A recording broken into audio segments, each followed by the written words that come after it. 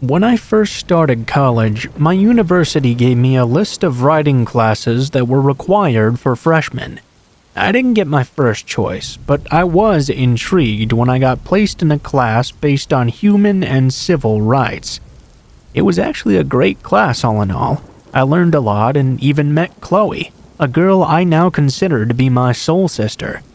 My professor didn't seem too odd at first. He had that kind of hippie vibe to him and was very passionate about human and civil rights. It also turned out he was the head of the political science department at the university. When we first got together, he boasted about how excited he was to have a class that consisted only of women. I didn't really find that inherently off-putting, though. I thought it was kind of cool how he was so excited, actually. But my friend and I later analyzed a lot of things he said, and we saw it in a very different light after. As time went on, I got closer and closer to Chloe. Her and I would get coffee and discuss the reading material quite frequently, which eventually branched out to partying and hanging out outside of class as well. She used to joke that our professor liked us the most because we were the loud mouths of the class, in the sense that we were always the ones taking part during discussions. That combined with him praising our 100% female class were not huge red flags for me at the time. The biggest event that kind of bothers me now is the trip up to his cabin in the mountains. He had asked us all as a class to accompany him to his cabin almost an hour and a half away from the university, in the middle of the mountains.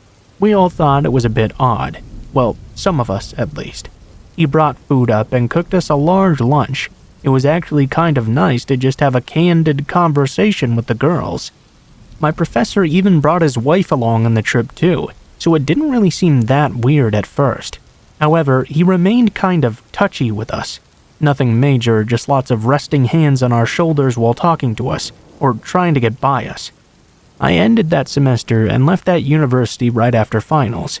I realized that my university didn't have the program I wanted, so I transferred my credits and started going to another school instead.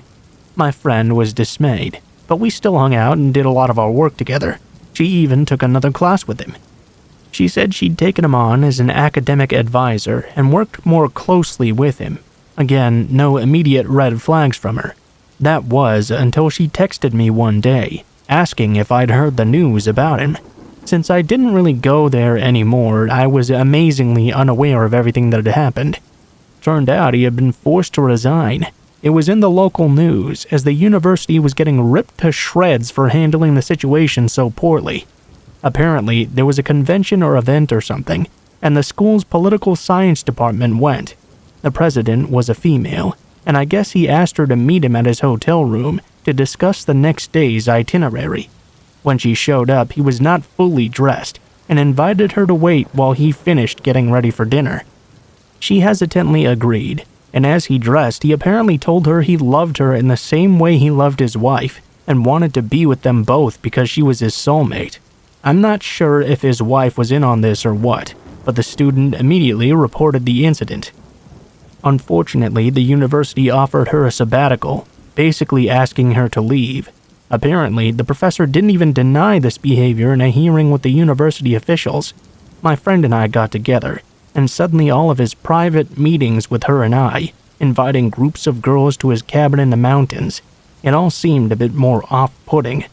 I always found myself to be a very paranoid person, and as I got older, I tried to shed those thinking habits. But now I wish I'd paid more attention, and maybe been able to intervene and say something before this poor girl was essentially booted out of school in order to protect its reputation.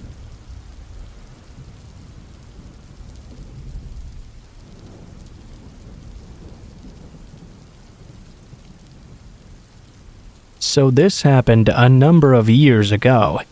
I recently discovered Let's Not Meet and thought this might be worth sharing.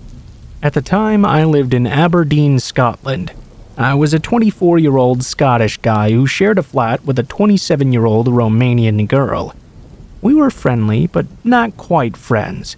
On her birthday, she asked me if I wanted to go out for a few drinks with her and her other friends. She worked at this really cheap and depressing strippers behind the bar so she could get free drinks. I already had plans, so I didn't go with her after all. I had been there with her before actually, and it was quite the grim atmosphere.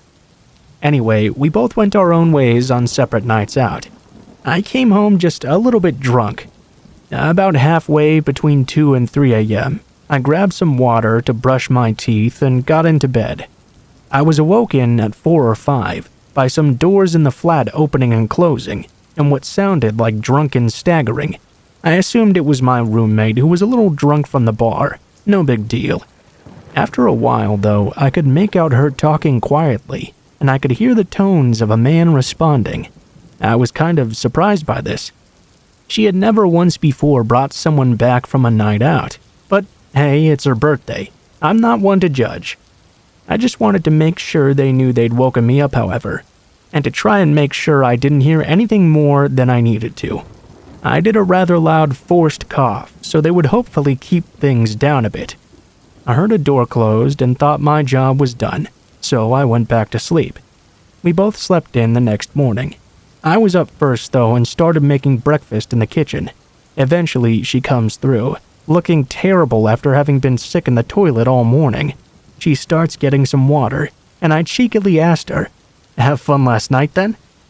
She kind of wearily responded, "Yeah, it was okay." "Nice try. I know you brought a guy back." She went completely white. "Wait, what? That actually happened?" Confused by her reaction, I asked, "What do you mean?" "I thought that was a bad dream." Turns out she never brought him back. He had followed her all the way home. The lock at the entry of our block flats was broken at the time. She had left the strip club after starting to feel extremely sick and hadn't managed to lock the door to the flat itself as she came in because she thought she was going to hurl and rush to the toilet. When she went back to her bedroom undressed and got in bed, she was almost asleep when she realized she was not alone in her room. When she saw the man, she managed to stammer out the question, "What do you want?" He was alarmed that she'd seen him and hurriedly replied he wanted some water. She was extremely scared, wondering what to do and trying to keep calm, when they heard my cough. My extra loud and hopefully masculine-sounding cough startled him, and the prospect of a man in the flat apparently scared him enough to run away, as he left immediately after. She hurriedly locked the door and went back to bed and passed out. I made her report the incident to the police. They immediately sent 2 officers around to look. They interviewed her and scoured through CCTV. This was apparently not the first time this had happened in the area. It appeared this man was working his way up to an attack of some kind. They said it was lucky I'd coughed and spooked him. They were also convinced she had had something slipped into her drink, but she didn't want to have her urine tested. I think she may have been doing some coke at the time or something. They wanted to make sure she hadn't just mistakenly invited him back, and she pointed out there was no chance of this. When they reviewed the CCTV footage, he could clearly be seen following her home, but they couldn't figure out where he'd gone after he left the flat.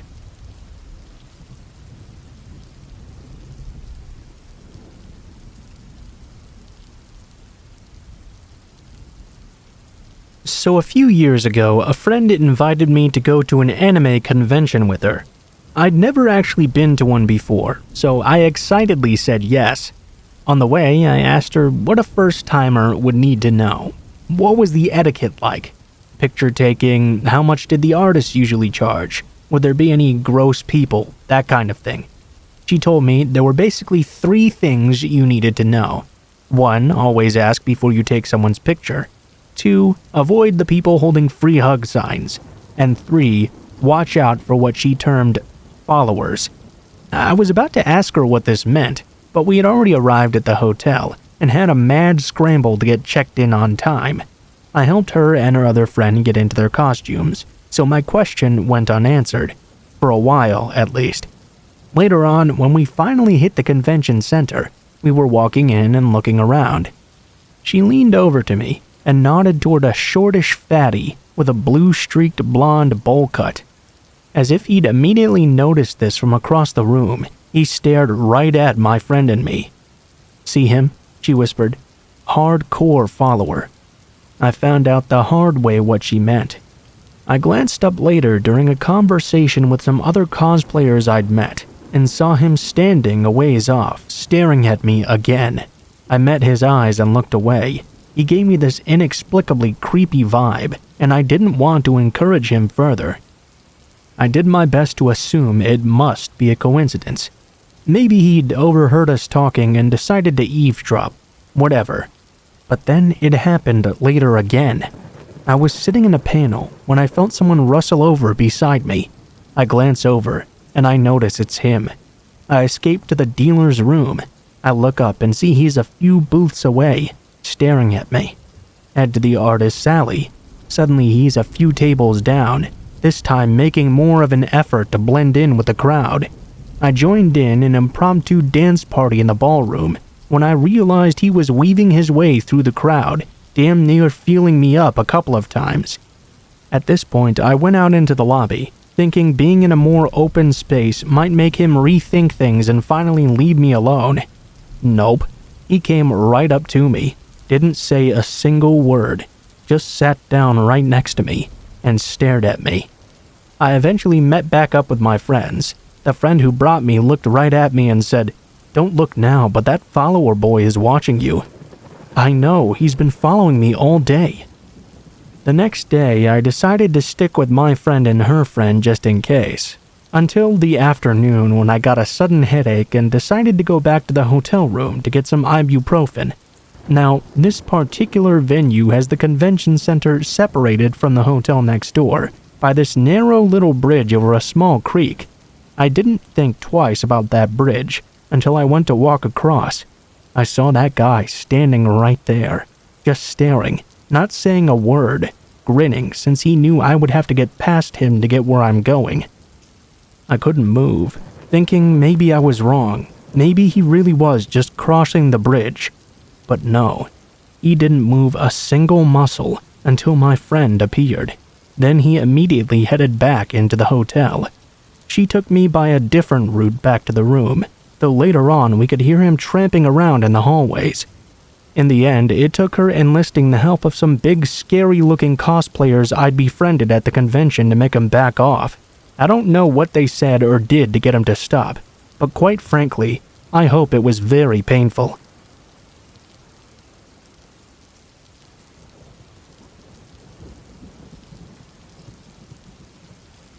Okay, so this is 100% true. I'm 23 now, and this happened about 10 years ago, so I guess I was probably around 13 or 14 years old. Anyway, I used to skateboard all the time with my friends, Tim and Brandon. Well, one day we got done skating and decided to go to 7-Eleven to get some food and drinks before we went home. Remember, I was only 13 or 14, so it's not like there was any driving involved. Instead, we skated to the 7-Eleven, and we're planning on skating back home as well. Anyway, we buy our drinks and leave the store. We walk to the parking lot's exit and prepare to cross the highway. It was not very busy since it's a small town that we live in. While we waited for the traffic light to turn red so we could cross, I looked behind me to the 7-Eleven gas pumps. I noticed a 40 or 50-year-old man pouring gas into his white truck. He stared directly at me. Before I even knew it, he dropped the gas pump and jumped into his truck. He slammed on the gas and sped straight at my friends and I. He just barely missed us, but he grazed my arm and knocked my skateboard out of my hand. My friend Brandon screamed, "What are you doing, you fucking dick?" as the man peeled out and sped into the parking lot, right next to 7-Eleven. I swear to God, he even drove through a ditch and tried to run us over again. This is where things got really bad. The three of us started running away at full speed, across the highway and toward the local library, which was 2 or 3 blocks away. We were about 1 block away when I looked back and saw that maniac speeding towards us, full of rage. Brandon and Tim managed to run up to the library doors, while I wouldn't make it, so I ran towards the woods. It was Sunday, so I knew the library was closed, and there was a trail in the woods which led to my backyard. Meanwhile, this maniac peeled into the parking lot and jumped out of his truck. I looked behind me briefly before escaping into the woods, and saw him either grab a shotgun or a crowbar.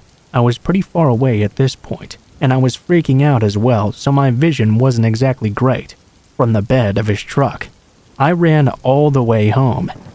When I finally got to my street, my neighbor, Tim's dad, told me to get in his car because we had to go to the video store, which is where Tim's mom worked. When I got there, I found Tim and Brandon. They had run to the store after realizing the library was closed. There were also 3 cops as well. A minute later, my mom came in crying her eyes out because Brandon and Tim told her they didn't even know if I was alive or not. Every single person there thought I had been captured. Tim told me he'd seen the guy running after me into the woods, which is scary because I thought the maniac was chasing them, not me specifically. Anyway, he was never caught, and I spent the next 5 years worrying about every white truck I ever saw. I forgot the most scary part too. My town is small, but it's not empty. There were plenty of people around while this was going on. I felt so helpless, running for my life while there were at least 100 people around not doing a thing about it. To be clear, we didn't do anything to provoke this man at all. He just tried to hit us for no reason, and that's fucking scary. Sure, Brandon called him a dick, but that was after he already tried to kill us. We were good kids just trying to walk home, and we almost died because of it.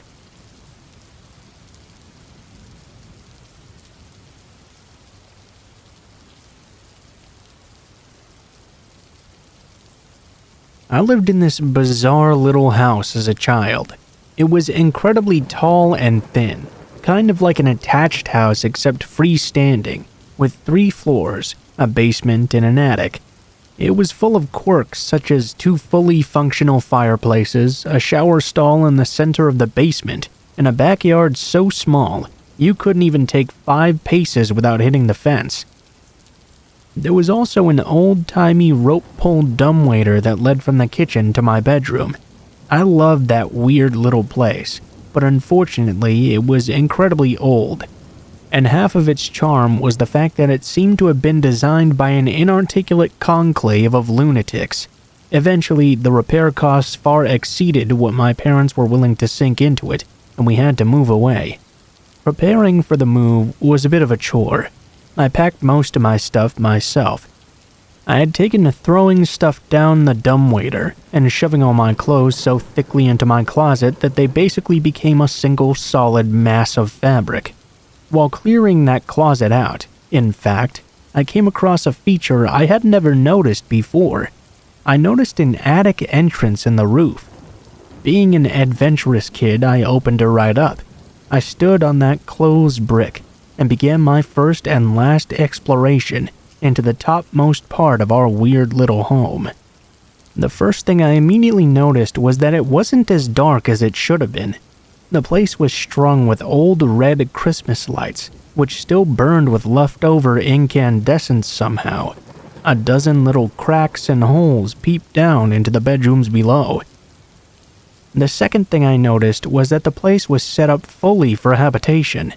The insulation was plasticked away, there was an old gurney piled with sleeping bags and sheets, and a rusted mint green refrigerator, which still worked. I even tested it myself. The third thing was the bones. There were a lot of bones up there.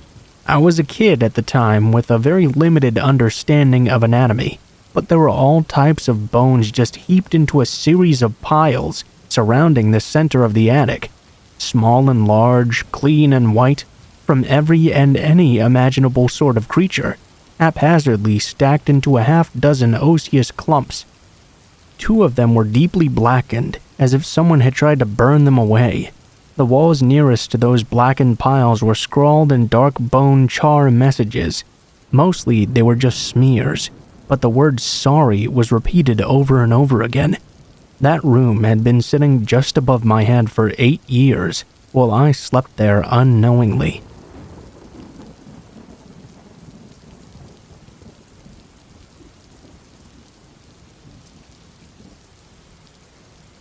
My story goes something like this. When I was 15 and a sophomore in high school, 2 of my friends came over to stay the night.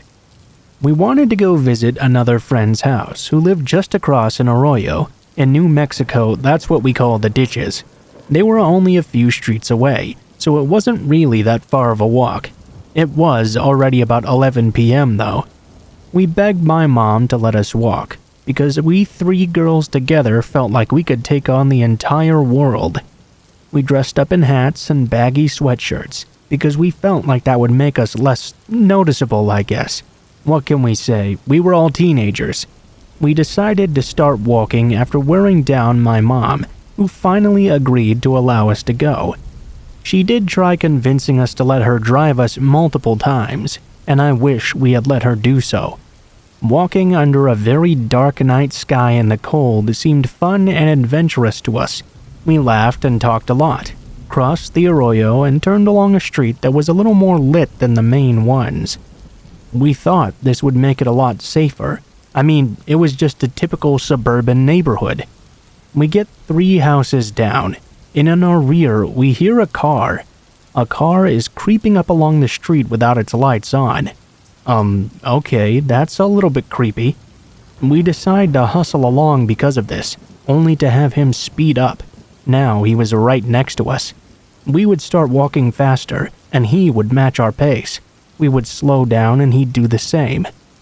We looked inside and saw it was a man with glasses driving alone.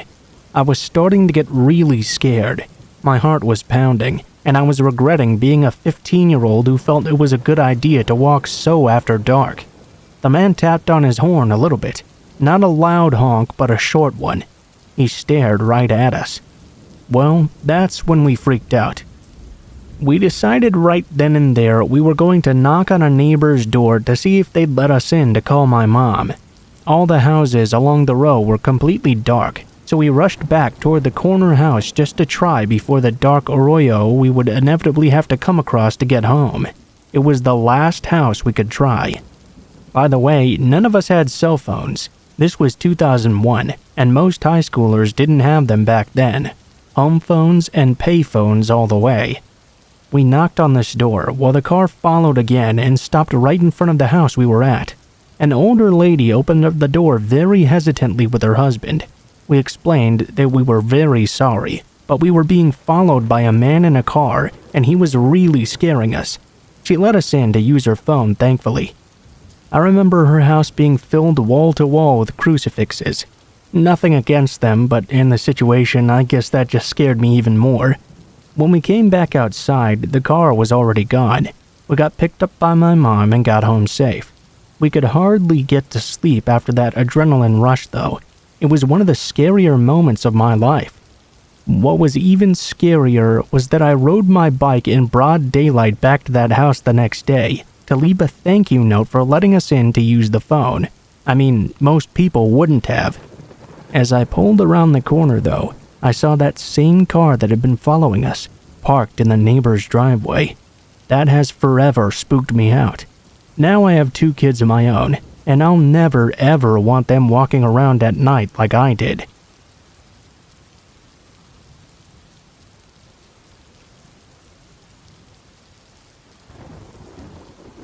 In 2010, I was driving from New Orleans, Louisiana to Eugene, Oregon.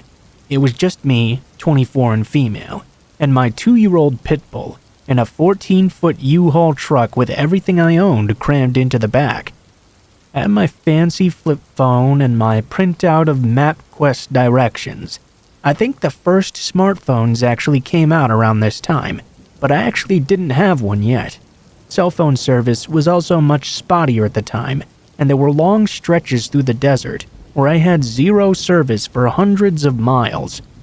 I was driving a lonely stretch of highway through central Texas when I realized I hadn't seen a town or exit for a very long time, and my giant U-Haul truck was really low on gas. Just when I'm starting to freak out though and seriously run low, I see a small town coming up ahead. I pull into this town and it is absolutely tiny. I was so worried about other things that I never did pay attention to the name of the town, but there must have been only 6 streets in the entire place. I go gas up and I get ready to head back onto the road. Except I cannot for the life of me find my way back to the highway now. I circle the town about 4 times and start getting frustrated. This is such a tiny town. How the hell can I not find my way out? I can literally see where the highway is, but somehow I just can't find the way to get to it. I return to the gas station to ask for directions. Now, when I first got gas, I paid at the pump and never actually went in. When I enter for directions, there's this skinny, nondescript guy who has black hair hanging down in front of his eyes. He really looked like he could use a good wash. He was not particularly creepy per se, but he was a little bit rude. He never really met my eyes. Instead, he was looking down at a magazine the entire time. He also gave me directions that really didn't sound right at all. He's telling me to take a road that will get me to the highway in about 17 miles. For a moment, I was dumbfounded. I pointed out quickly that I hadn't driven that far in the first place to get from the highway into town, so why would it be so far back to the highway? I could literally see where it was. I could literally see the location of the highway. He was so casual, almost like I was being an annoyance. He said I could follow his directions or not. Why should I care? He gave me some explanation about the road curving around that really didn't make much sense at all. He also still refused to look at me. Just, whatever, I gave you your directions and waved his hand in the direction of the door. When I got into the parking lot, my whole body started trembling violently, and my heart started racing suddenly, seemingly for no reason. I got into the truck, and as soon as I put the key into the ignition, I burst into tears. I had this terrible feeling that no matter how nonchalant he acted, this man had bad intentions with those directions. I didn't know what exactly they were, but I knew right then and there that there was no way I was going to follow those bogus directions. And yet, this was the only store in this little town. And short of knocking on every door, no thank you. There was no one else to ask for directions. I decided I really didn't give a shit if this town seemed like something that dropped straight out of the Twilight Zone. I was going to drive around until I found my way out, even if it took all damn night. At this moment, a big beater of a pickup truck, as much rust as metal, pulled in and disgorged the quintessential Texan man. Huge, husky, and in flannel work boots. Without even thinking about it, I jumped out of the truck and approached him quickly, yet warily. Looking into his eyes, though, I could see he was a kind human being. Or at least I was hoping so. I asked him if he could please give me directions to the highway. I told him I knew it was silly, but I just couldn't seem to find my way back somehow. Thankfully, he looked very concerned as I was visibly upset, so he made me laugh and very cheerfully gave me directions for a hairpin curved turnoff right at the end of the small concrete tunnel I had passed by several times. He said it was common. It often confused travelers because it was so hard to see from the outside. He said they'd need to put up some signs sometime soon. With a sinking feeling in my stomach, I asked him how far in miles it was back to the highway. He laughed and gave me this funny look. "Miles, miss? I'd say it's a quarter mile at most. I mean, you can see the highway right from here." At this point, I couldn't help it.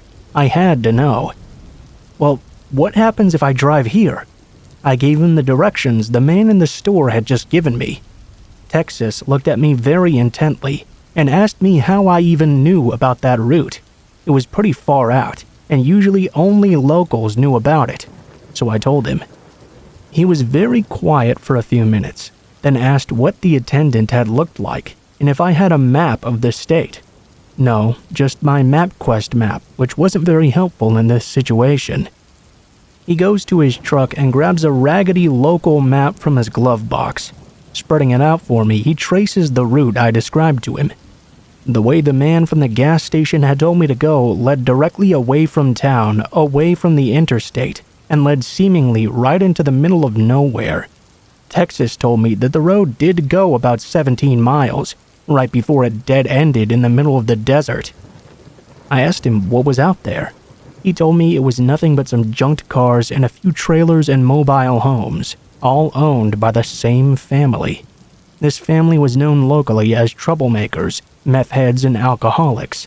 and these were the nice things the townspeople had to say about them. The erstwhile clerk was a part of this family and lived down that road. I'll never forget the look in Texas's eyes as he told me this. He also told me I was very smart to listen to my instincts and told me to be careful traveling out there from now on. I don't know if the man from the gas station wanted what was in the back of my U-Haul or what was in the driver's seat, but thankfully I didn't have to find out.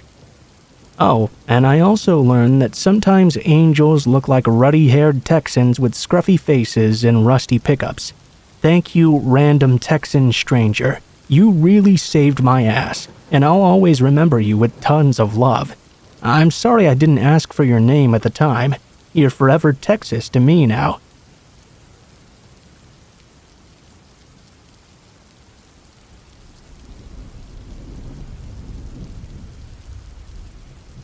This was about 4 or 5-ish years ago. Back then, I lived with my mother in a shed on a farm surrounded by woodland. Our farmland was part of a larger piece of farmland that was split up and sold off, so we did have neighbors, though they were roughly half a kilometer away each. We loved that though because of the privacy. So it wasn't like there was nobody nearby I could go to if I needed help. That thought is what had me fearlessly walking alone at night between the hours of 7 and 8 p.m. sometimes, fluctuating from earlier to later depending on the day. Sometimes I even went out on a walk at 2 a.m. in the morning because I was restless and couldn't sleep. Looking back, this was probably incredibly stupid, and after this incident I never walked after 6 p.m. ever again, always making sure there was at least some sunlight left whenever I set out. The route I always took was a road circuit. The first part was out in the open in front of all the other farms, including my own. If anything had happened, at least one person would have noticed, and reception was pretty good as well, so I would have been able to call someone. The second half, on the other hand, was concealed by about 200 meters of woods between the farms and the back road, stretching the full 2 kilometers at the back of the farm. It was during that part of the walk when I had this creepy encounter. It was late at night. I can't remember exactly what time, but I do know it was pitch black with the exception of my torchlight. I was about to approach the turn in the loop that would bring me out into the open again when I heard it. Help. It was this monotone voice that repeatedly asked for help. It didn't seem panicked in the least. I took my headphones out and turned my music off to make sure I was hearing correctly, but it didn't stop. Help. Help. A very stupid part of me almost responded, because for some reason my first instinct was, oh no, someone's in trouble, like a naive kid, although I would have been about 16 or 17 at the time. Of course, my rational brain kicked in and realized that approaching a random voice was just about the stupidest thing I could do. I started quietly backing away. Unfortunately, my cat had also followed me on this walk and was not backing away with me. No, she was walking toward the voice, softly hissing. I remember desperately trying to get her to come back towards me without alerting the voice to my presence, just in case they hadn't noticed me yet. I was getting scared and didn't want to stay there a moment more, so I ran forwards and grabbed her, then turned around and bolted back towards my house. I don't know if it was stupid of me to turn my back to the voice as I was making so much noise while running. There would have been no way they wouldn't have known I was there, and I would have had no way of knowing if they were giving chase. I was so terrified the entire time. The image of someone cloaked in shadows, chasing me entered my mind, even though I couldn't hear anyone behind me. I never once slowed down until I was back safe and sound within my own home. The story doesn't end there, though. Despite how terrifying that experience was, there was still a part of me that was concerned about whoever it was that was asking for help, because what if they really needed it? So I asked my mother to drive us to the location, another very stupid decision considering what we found, that being a whole lot of nothing.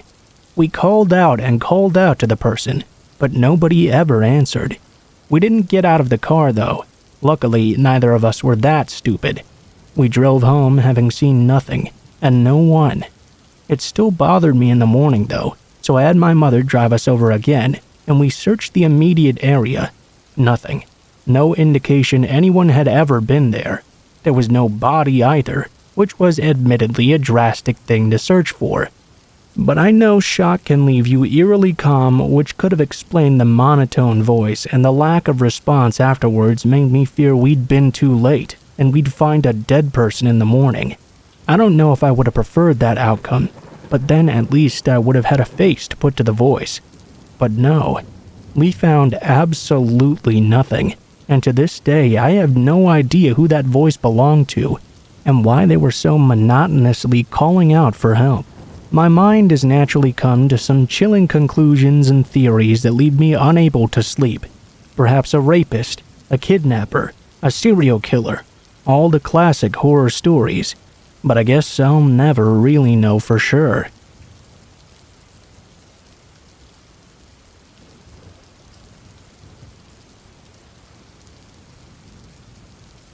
Well, about 2 years ago, I had my only unpleasant experience ever with trick-or-treating. It doesn't really bother me to talk about it anymore, and I'm more than happy to share it with all of you. I like spooky stories, so I hope you listeners will enjoy this tale. Although I can honestly tell you I did not enjoy it very much when it happened to me. I'm an 83-year-old widow.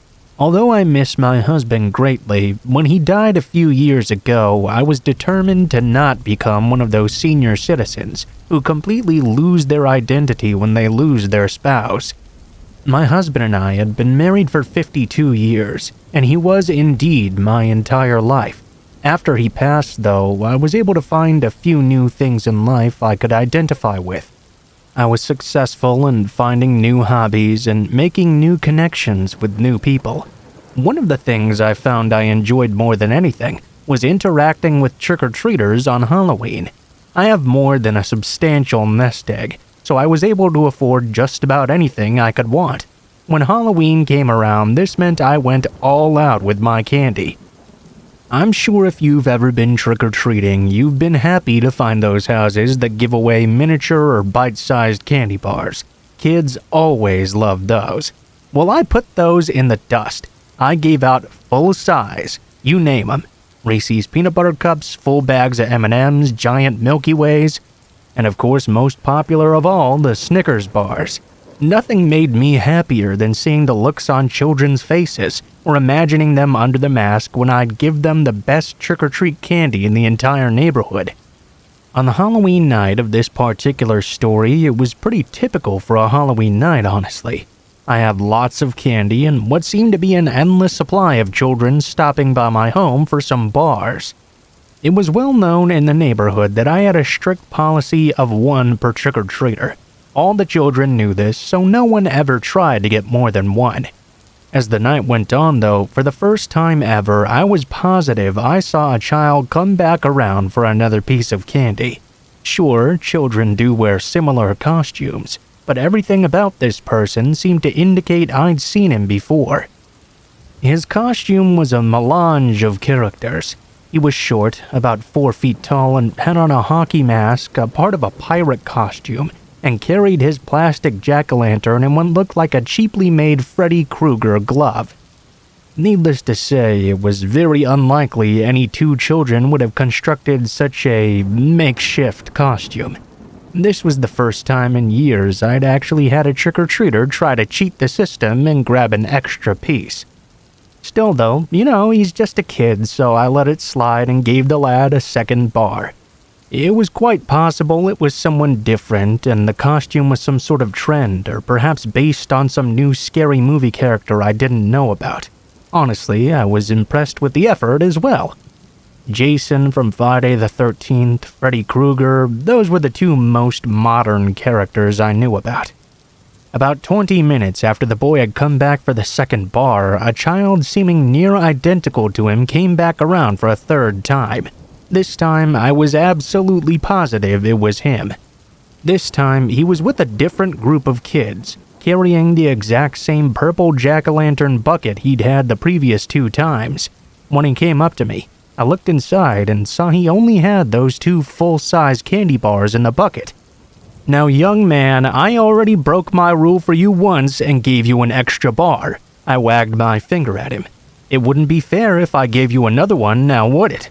The boy didn't answer. He just continued to hold his bucket out, expecting a 3rd piece of candy. When I told him I couldn't give him anything else because it wouldn't be fair to the other kids around, the boy set his pumpkin down on my porch. He took his hand with the Freddy Krueger glove and brandished the blades at me. He waved the individual fingers one by one. "Now, no need to get like that. You've already had 2 bars. Run along now, child." He paused for a moment. The boy then took his hand and actually swiped the glove at me. It caught on my arm, and to my surprise, it actually cut me. Luckily, he hadn't managed to slice me very deep. The glove had looked so cheap, probably because it was a real one that he had made himself with the real knives he had found. I screamed in pain and dropped the bowl of candy on the ground as I grabbed my now bleeding arm. The boy began to scoop out the candy of my bowl and slam it into his bucket. After finishing taking everything, he looked up at me and lifted his mask. I could see this person was not a child at all. He was a short man, unshaved, and his face seemed to look like he was in his 40s. He smiled at me, and I could see he had at least 1 gold-capped tooth in his smile. He lowered his mask once more and ran off giggling. The cuts were superficial, so that at least was good, but the experience itself was rather traumatic. Fortunately, the police caught the guy not long after. It seemed he had been doing this to other houses in another town before, so I was lucky that way, I guess.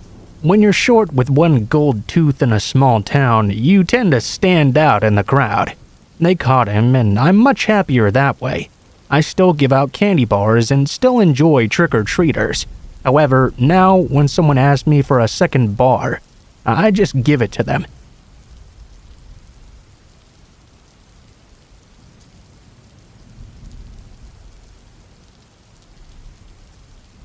I love Halloween. It's my favorite holiday of the year without question.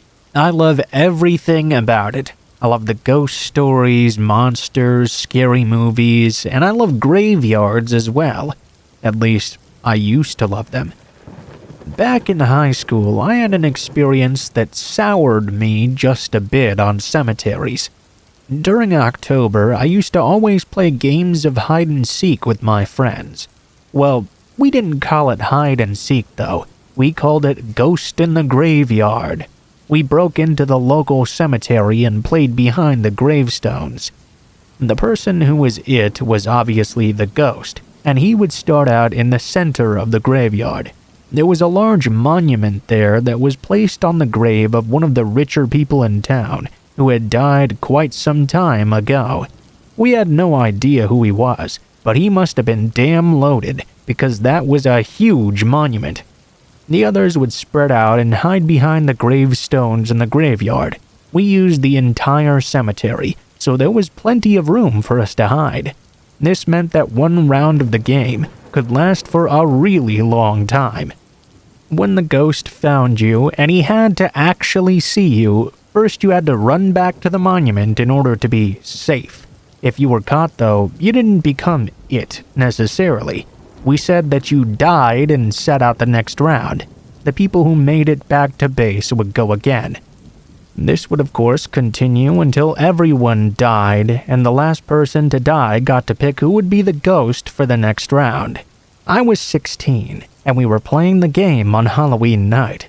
It was a very cold night out. It was so cold I had to wear a jacket and even a thick pair of gloves. I was actually in a bit of a good mood, because there was this girl named Angela who was tagging along with us.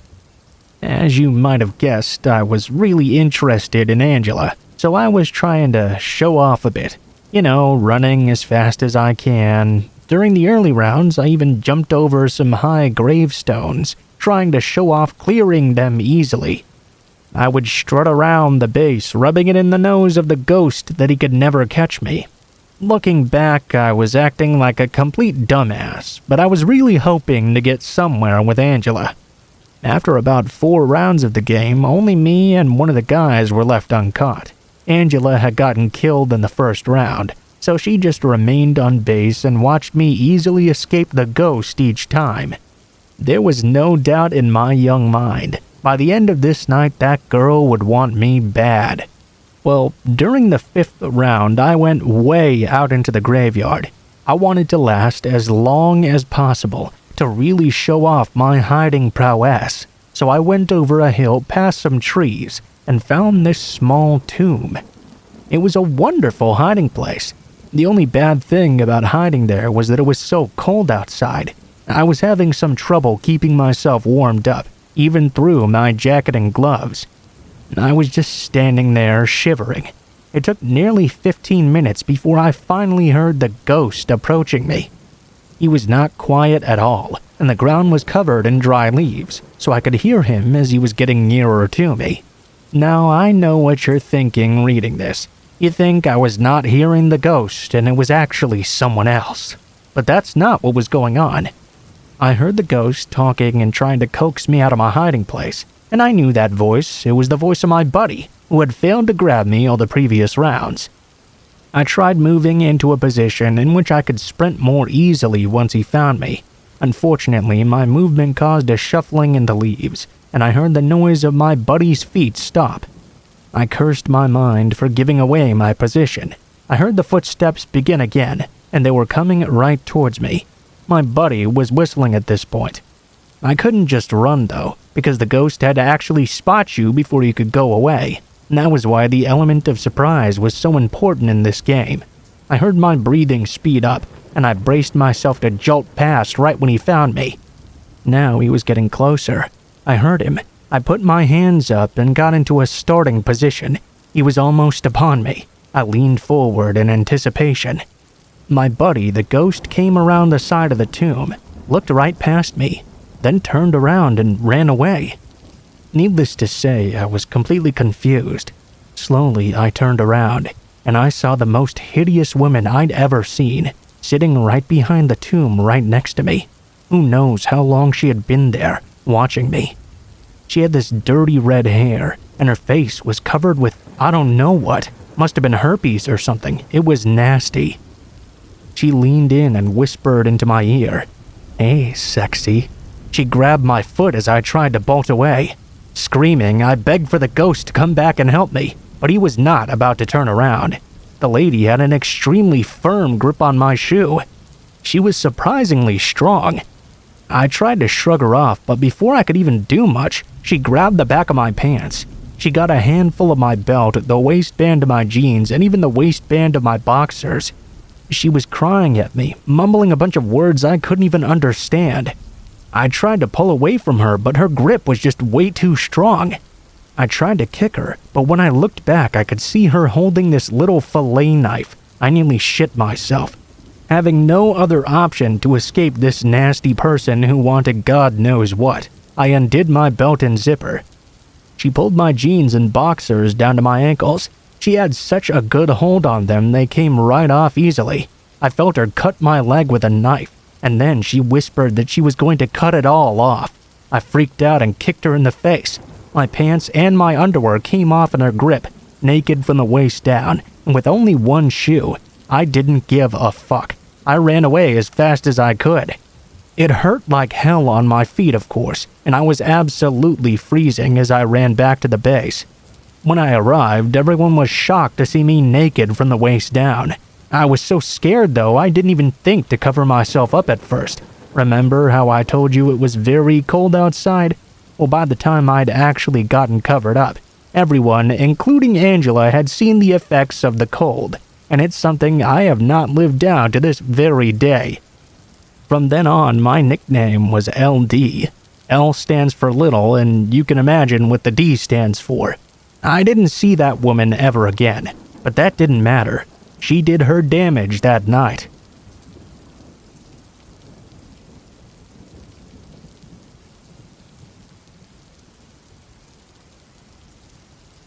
I live way out in the country in Ohio, actually. My husband and I moved out here shortly after we were married. It was how I wanted to live. It was at least an hour drive away from town. There were other neighbors on the ridge too, but we were all set very far apart. Generally, they were all down long dirt roads that were connected to one main road. Our house was on top of a hill, up a small dirt road that was about 100 yards away from that main road. Honestly, most of the roads really only served as long driveways because they led to one house. Ours wasn't as long as some of the others, and you could see the main road from our front door. That was pretty normal for the area. My husband worked on a boat on the Ohio River and would often be gone for days at a time. It didn't really bother me though, as I had a lot of time to myself and he made some pretty good money. Plus, whenever he was not working, that meant we had a lot more time to spend with each other. One night, being the night before my husband would be coming home, I was watching a movie with my daughters. It was in October, and the sun had been down for a couple of hours now. While we were watching the movie, I heard a sudden knock at our front door. We all looked at each other, because this was very odd. We never locked our doors at that time. The only people who would ever come here would generally just walk right in. I went ahead and opened the door. Standing on my porch was this dirty man who looked like he was in his 30s. He was dressed in ragged clothing, had a dirty brown beard, and completely bloodshot eyes. When I saw the man, I asked him how I could help him. Yeah, could you tell me how to get back to the main road? The man said, looking very uncomfortable. That question obviously made no sense to me. You could see the main road right from where we were standing. It was only 100 yards away, but this man was acting like he was lost in the jungle. My husband was away from home, though. I really didn't want to point out the stupidity of this man's question and risk pissing some stranger off. I pointed back down the driveway and the man thanked me. He walked over to this dirty old Pinto he must have been driving, hopped in and drove away. The next day when my husband came home, I told him about what had happened. He figured it was probably just some wino who was too drunk to know where he was. I hadn't remembered smelling any alcohol on him, but I figured my husband must have been right. I tried my best to put it out of my mind. About a week later, when my husband was again gone, I was watching a movie with my daughters at night once more when I heard a familiar knock at the door. We went to answer it. To my alarm, it was that same man from the previous encounter. Now I was mildly unnerved, but I tried not to let it show. Again, I asked what I could do for him. Yeah, sorry, could you tell me how to get back to the main road? He asked, looking very uncomfortable. It was all too obvious this man was unbalanced. Either that, or he was up to something. I figured if my ploy had worked the first time, though, it might work the second time as well. I pointed down the driveway and turned away. The man thanked me, hopped right back in his car, and drove off as swiftly as possible. Well, my husband and I were quite concerned this time, but we didn't really know what we could do about it. He hadn't done anything illegal per se, just weird. We started locking the doors from then on. I wanted my husband to stay home from work, but it was nearly impossible for him to get time off around this time. Instead, the next time he left, he had his nephew Todd come over and keep us company instead. Well, that night came and Todd came over like we expected. A couple of hours after sunset, we heard a knock at the door once more. This time, Todd went. Todd was a very big guy, 6'3" and a good 200 pounds or so. He opened the door and the strange man was standing there. He looked very surprised to see Todd. He composed himself immediately, though, and started to ask his same question. Yeah, could you tell me how to get back to the... Todd cut him off. He told the man he didn't know what the hell his problem was, but he'd better quit coming to our house and bugging us with this stupid question over and over, or else he would make him regret ever coming back. The man, who had previously looked very nervous every time he came to the door, suddenly didn't look nervous at all. He stood up straight, and with lightning-fast reflexes, grabbed a knife out of his jacket and made to stab. He caught Todd good on the arm, and Todd fell backwards. I was close enough by the door that I was able to slam it in the man's face and lock it luckily. He looked in through the window and began to tap his knife against it a few times. He smiled at me, As he tapped it once more, he walked over to the front window of the house and looked inside. The man smiled all the while as he curved his head to look at me in front of the door. After a moment, he came back to the door and began to tap his knife against it repeatedly. This completely freaked me out. I finally got up the courage to ask him what he really wanted. Yeah. Could you tell me how to get back to the main road?" the man asked once more. I was completely thrown off. It was the strangest situation I'd ever been in. After what had just happened, he went right back to pretending to be some innocent stranger. I kneeled down beside Todd as my daughters ran to call 911. I simply pointed down the main road through the window. The man thanked me through the door, walked over to his car, and drove away. He never came back after. I have no explanation for the man's weird behavior, and the police never caught him either. Other than the answer to his question, I have no idea what he wanted. But it's the fact that I don't know that's the scariest part of this whole thing.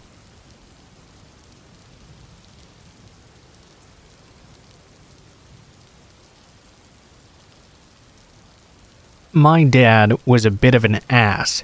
That's really the nicest thing I could ever say about that jerk. He was always drunk, and whenever he did get drunk, he became 10 times the ass he was beforehand. It was even worse when my mom left. We remained with this man, who was completely unfit for being a father. While I might seem like I'm exaggerating, trust me, I'm really not.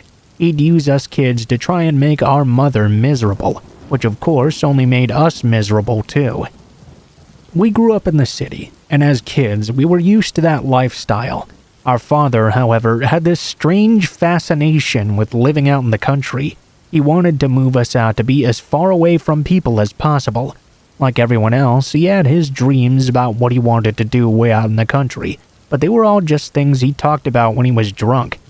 It was all make-believe that he believed he would do anything other than lift up a bottle. I was 12 when he eventually did move us out into the country, to a very rural area in Ohio. It was no less than a 45-minute drive to the nearest town.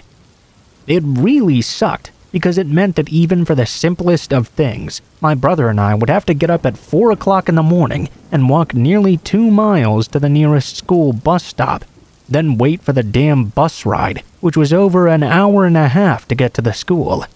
To demonstrate what an ass my dad was, the bus driver was actually required to drive up the road to our house, but being that our house was the only one on the road he had to stop at, my dad told him that we could just walk to the main road every morning instead. As was usual for this jerk, he made our lives hard in order to make some stranger's life easier. I don't want to get off on too much of a dad-hating rant though. It'll get way off the point of the story if I do. I'll tell you now about the freakiest thing that ever happened to me. When we lived out there, my dad and brother were restoring an old Mustang. After they got it running, my dad took it out for a ride one day. He went much further down the gravel route that we lived on. We were at the top of the hill, and the route went up and down many hills. There were no houses for miles around. In fact, when we drove further out that way ourselves, it would take at least 30 minutes of driving to find anything. It was about as rural as you could possibly get. On this particular day, my dad decided to take that car out for a test drive, and he was gone for a very, very long time. Many hours afterwards, he came back to the door and looked winded. Apparently, the battery had died far from the house, and he'd had to walk all the way back home. Of course, he immediately grabbed a beer and sat down on his lazy ass and told me to go grab the jumper cables. When I did, he told me to take the cables to the car and wait for someone to come by and ask for a jump. When I tried to protest, he told me that he had been out there long enough, and I had to do it simply because he told me to. Now, you're probably thinking, why would he send a 13-year-old out to do that? I'd had a birthday while we lived there. He had insisted when we moved out there that I learned how to drive, and now it seemed he wanted to put me to the test. Anyhow, I grabbed those cables and went out to the car. It was already dusk by the time I arrived there. I knew it would be getting quite cold as well, so I got into the car to stay warm. It didn't take very long at all for it to get pitch black. and by the time it was dark, not a single car had come by. Honestly, I didn't even expect one to. I can't tell you how long I stayed there in the dark in that car, at a complete loss as to what to do. I could hope a car would eventually come by this lonely road, but I really doubted they ever would. It's not like I could walk back home in this dark anyway. I figured I would have to just keep on waiting. After a while, I thought I saw something up on the hill. Just a little flicker of light. I dismissed it at first even. It may have just been some lightning bugs or fireflies. After a period of time though, I saw it once more. It seemed to be getting closer before disappearing again. The next time I saw it, I began to get slightly concerned.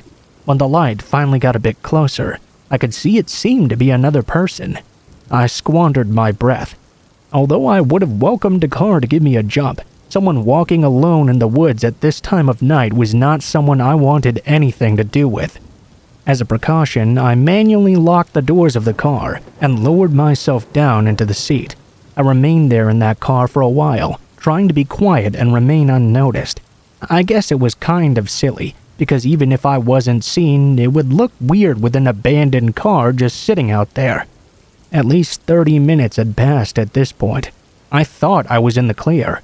I began to wonder what I was going to do next, when I began to hear it, a tapping noise. I looked over to the driver's window to see what it was coming from. At first, I saw nothing. Then I saw two fingers slowly rise from underneath into view as they tapped on the window before retreating down once more. Whoever this was, they must have decided to mess with me. I waited for a while, looking at the passenger window for a bit, wondering what was going to happen next. After a while, I finally saw two fingers emerged. They looked like they were about to walk along the window tapping, but they stopped. I heard the tapping again, only this time it was behind me. I jumped out of my skin, since my back was facing that door. I saw a second hand sneaking out from underneath. Apparently, the people who were out there were extremely amused because I could now hear some raucous laughing. I kept an eye on both windows as well as I possibly could, for the hands now began to tap simultaneously on both of them. Completely freaked out, I lowered myself into the seat as far as I could and tried to find a weapon somewhere on the floor. I reached around for a bit, and finally, with a breath of relief, my hand closed in on a tire iron. My relief didn't last very long though, because while the two pairs of hands were still tapping on the side windows, I saw a figure stand up from beneath the hood in front of the car. A third person. Not knowing what the hell to do, I reacted on instinct and tried flashing the lights on the guy in front of me. I was very surprised when they actually came on. They didn't just come on though, they completely lit up. When I pulled them back, the high beams came on too. Well, color me shocked. I put the key in the ignition and the damn car started up perfectly. In the moment, I didn't want to think about why my dad had tricked me. I just put the car into drive and hit the gas.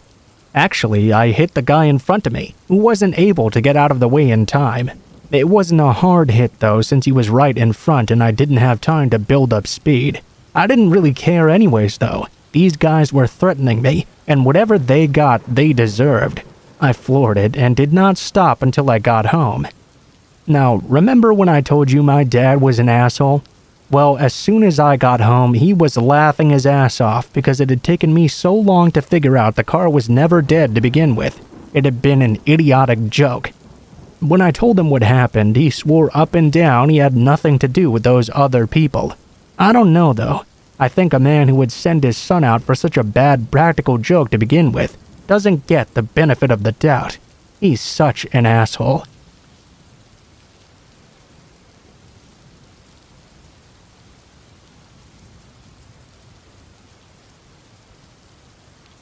It's ironic that today I've gone into psychology as a profession. When I was a kid, the biggest source of fear I had were stories about insane asylums and escaped mental patients. Today, I deal with psychiatry patients and psychiatric wards in hospitals. The scary world of the criminally insane that children believe in is not really true, but you never could have told me that as a pre-teenager. Now, my dad and my older brother were the type who'd like to try and scare me as much as possible. I don't think they ever truly meant me any harm. They were just the type who enjoyed scaring people late at night and thought that was very normal. I remember such things as the time when my brother bought a Freddy Krueger glove and hid underneath my bed, then extended his hand out from underneath to grab me. That almost made me wet the bed. There was also that time we were watching Child's Play, and he threw one of my baby dolls at me halfway through the film. By far the worst one for my brother that I can remember, though, was when I was watching a zombie movie with my friends. I was sitting on the couch by the window. Unbeknownst to me, he'd taken the screen out and reached in to grab my shoulders, then groaned brains. I screamed, jumped off the couch, and ran up the stairs in 3 strides to make it to my room. He had a very good laugh over all those pranks, and after getting over the initial annoyance, I had to admit they were somewhat good jokes. When I was 14, my dad finally bought a house out in rural Virginia. Being someone that had been used to living in northern urban areas, I was not very pleased. I also wasn't very happy with the house itself either. It was very old and unkempt as well. My dad was always the type to buy fixer-uppers, then never actually try to fix them up. This meant it was just an old house and was not going to be likely any better than it had been when we'd first gotten it. I wasn't very familiar with the area either. When I asked my dad why he'd chosen to move there, he told me it was because he'd gotten a good deal on the house. I continued to ponder why he'd gotten such a good deal on a house in the country. He told me no one wanted to live there because of an old insane asylum kept out in the hills. People were always worried that escaped prisoners would break into their houses and do hideous things to their families.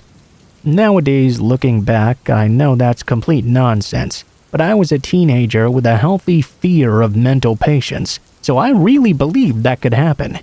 Being given the choice for the rooms in the house, I chose an odd windowless room that was set slightly lower than the rest. I liked it because it had no windows. There was also one set of 5 steep wooden stairs that led up to the main part of the house. While this may seem like a choice some idiot in a horror film might make, I actually had a valid reason. Without windows down there, I wouldn't have to worry about who might be peeping in on me. I could put my bed across the room from the stairs and always keep an eye on the only way in and out. As a plus as well, the stairs creaked so loudly when anyone walked on them, there was no chance anyone was going to come down and surprise me. The floors were very old hardwood that creaked so loudly no matter how softly you walked on them, you could never be quiet.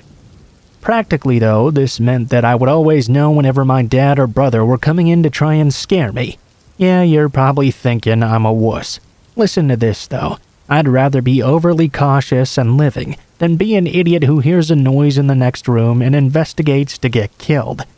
For the most part, it was less a matter of protecting myself from mental patients than letting my dad or brother surprise and scare me though. I guess for anyone listening who has a family that doesn't enjoy frightening them for no reason, you might not understand what I mean. Well, we lived in the house for a while without incident. My family kept up with the stories about the asylum, but they became less and less scary over time. The nights went by without anything ever actually happening. I came to the conclusion that that whole asylum thing had just been made up. Late one night in July, about 4 months after we had moved in, I was just laying in my room reading a book. I tended to stay up rather late, much later than the rest of my family actually. At about 1 o'clock in the morning though, I finally decided to get some rest. Stage 1 sleep is what we call that period of time when you first begin drifting off. You know what I mean, the time when you never remember anything unless something brings you out of it. In that time your mind thinks weird things you won't remember in the morning. Well, something brought me out of my sleep. I wasn't quite sure what it was at first. I knew I must have heard something, but I had no idea what it could possibly be. I heard it once more though, a creaking noise, the very distinct creak one would hear if someone were walking down some old wooden stairs. My heart felt like it stopped for a moment. It actually felt like it paused, as a million things rushed through my head. My first instinct was to turn on the lamp by my bedside right away. The sound was coming from the stairs, so if I could get the light on before anyone got all the way down, I'd see who it was. I quickly moved my body over and flipped on the lamp right away. I also jumped out of my bed, causing my own feet to creak as they hit the hardwood floor. Looking over at the stairs exactly where the sound had come from, I saw nothing. I walked very slowly over to the stairwell and looked upward. The door was not only closed still, it was also locked just like I had left it. I paced there for a while, causing the floor to continue creaking. Once I'd calmed down enough, I decided it must have just been the house settling, so I went back to bed. I wasn't necessarily relaxed, though. When I turned the lights off, I couldn't drift off into sleep as quickly as I had before. About 15 minutes after I'd laid down, I opened my eyes and looked over at the clock. I sighed. Simultaneously with that sigh, though, I heard the noise once more. The same noise coming from the same area. My heart began to race, thinking about what this could possibly be. The noise was once again coming from the direction of the stairwell, but I hadn't heard the door open. I began to think that the sound must be coming from some other part of the house, because no one could have come down there without being noticed. When I heard the creak once more, an unpleasant thought suddenly occurred to me. The sound was coming from the stairs, but those stairs were right beside my closet door. I had checked the closet before going to bed, but if someone had entered my room in the meanwhile, when I would have written it off the first time, they could have easily slipped inside. It had a regular swinging door on it, and I always checked it before going to bed. I heard the sound once more. I flipped over and turned the light on. Then I jumped off my bed, my feet hitting the floor and making a loud, crazy noise for the second time. I wanted anyone who was in there to be aware I was now listening. As I slowly walked over to the closet door, my mind created all sorts of weird images. My imagination was flooded with images of escaped mental patients hiding inside, waiting to attack me. Now, this time, I really felt like an idiot from a horror film, but I knew that if someone was in my closet, there was no way I could just go to sleep now. I approached the door slowly and placed my hand on the knob. I was completely convinced I was going to open that door and see some hideous, deformed maniac sitting on the floor looking up at me with a sick, toothless grin. My heart beat harder and harder in my chest as I held my hand on the knob. I did my best to gather up all the courage I could to rival the heavy beating of my heart. I cleared my mind of all these sick images. I turned the knob until it clicked, assuming it would be better to just get this over with. As I flung the door open, I could see the closet was empty, other than my clothes and shoes.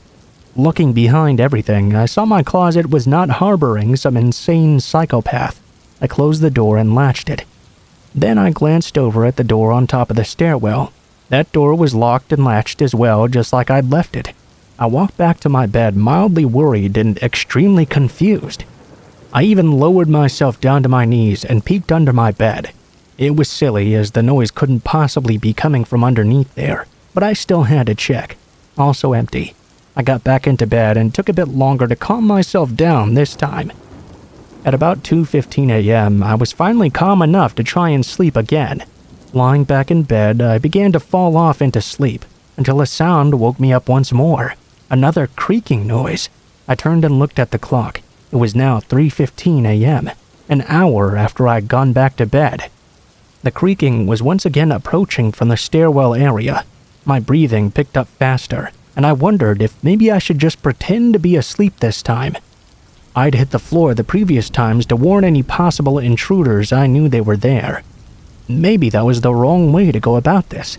What changed my mind about pretending to be asleep was the next noise. Not a creaking sound. It was a loud hit and cracking noise that caused my nervous system to almost jump right out of me. For the third time that night, I jumped up and turned on the light, scanning the room. Immediately, I could see what was causing the noises. Coming out of the floor underneath by the stairwell were the blades of what I assumed to be a pair of hedge clippers. It was as if they were being thrust upward through the floor from underneath. They were moving faster than I had ever moved before. I jumped out of bed, cleared the 5 steps in 2 lengths, and ran up to the door screaming. My family all jumped out of bed, and when I told them what happened, I half expected them to tell me they were playing a prank on me. Instead, we heard a loud crack coming from downstairs, and my parents called the police.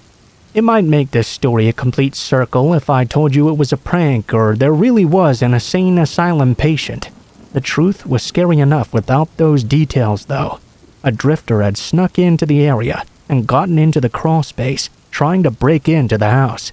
They'd chosen my room because there were no windows. He assumed it must be a pantry or a shed. He'd gotten stuck underneath and couldn't bring himself out.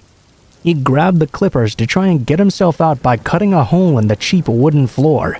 Every time I jumped, he'd heard the creaking of my feet. That's why he stopped and waited for me to go back to sleep. I could try and scare you by telling you the man was an escaped mental patient who had been waiting to torment me and kill me. But that's not true. I could tell you he was a creepy homeless man that wanted to torture me. What I will tell you, though, is when I asked my dad why the man had taken hedge clippers into the crawl space with him, for the first time ever, he did not try to scare me.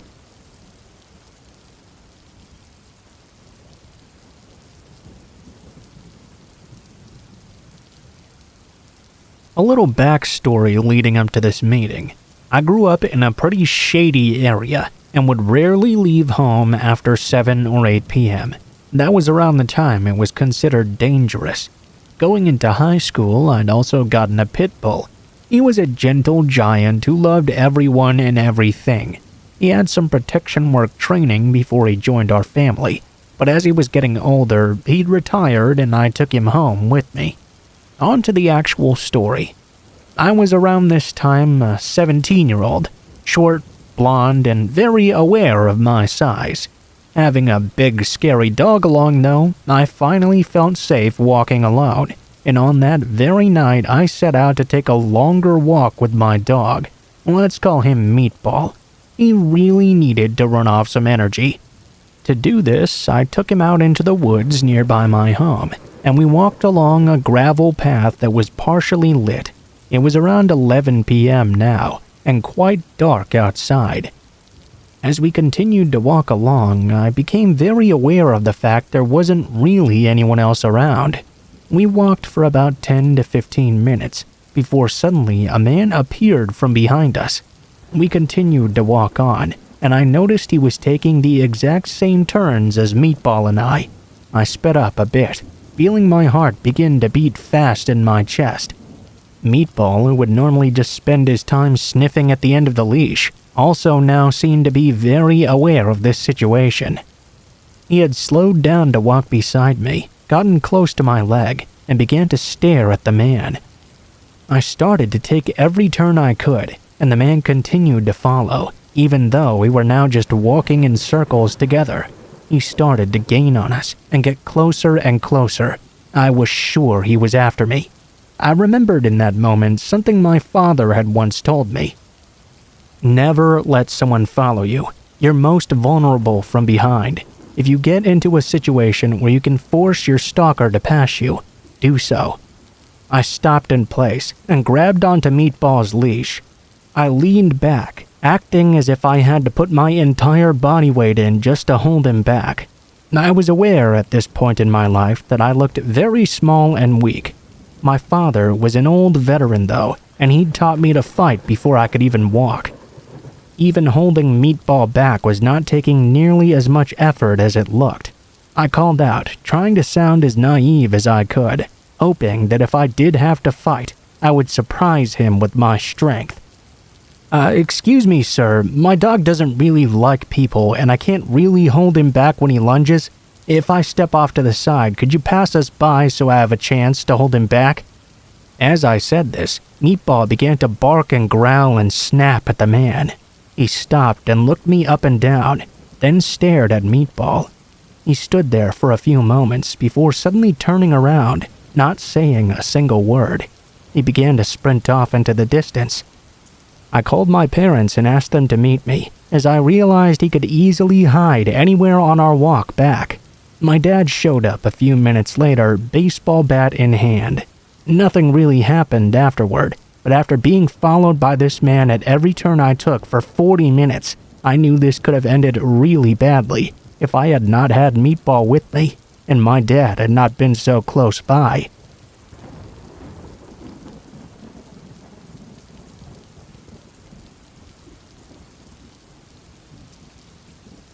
Let me preface this by saying I work in a well-populated town with a low crime rate, and no reason to outright assume any of these actions were what I later found out to be sex trafficking attempts. I work at a popular coffee chain, generally doing afternoon and closing shifts. This night in particular, we had a very young crew for the closing, which happened at 10:30 p.m.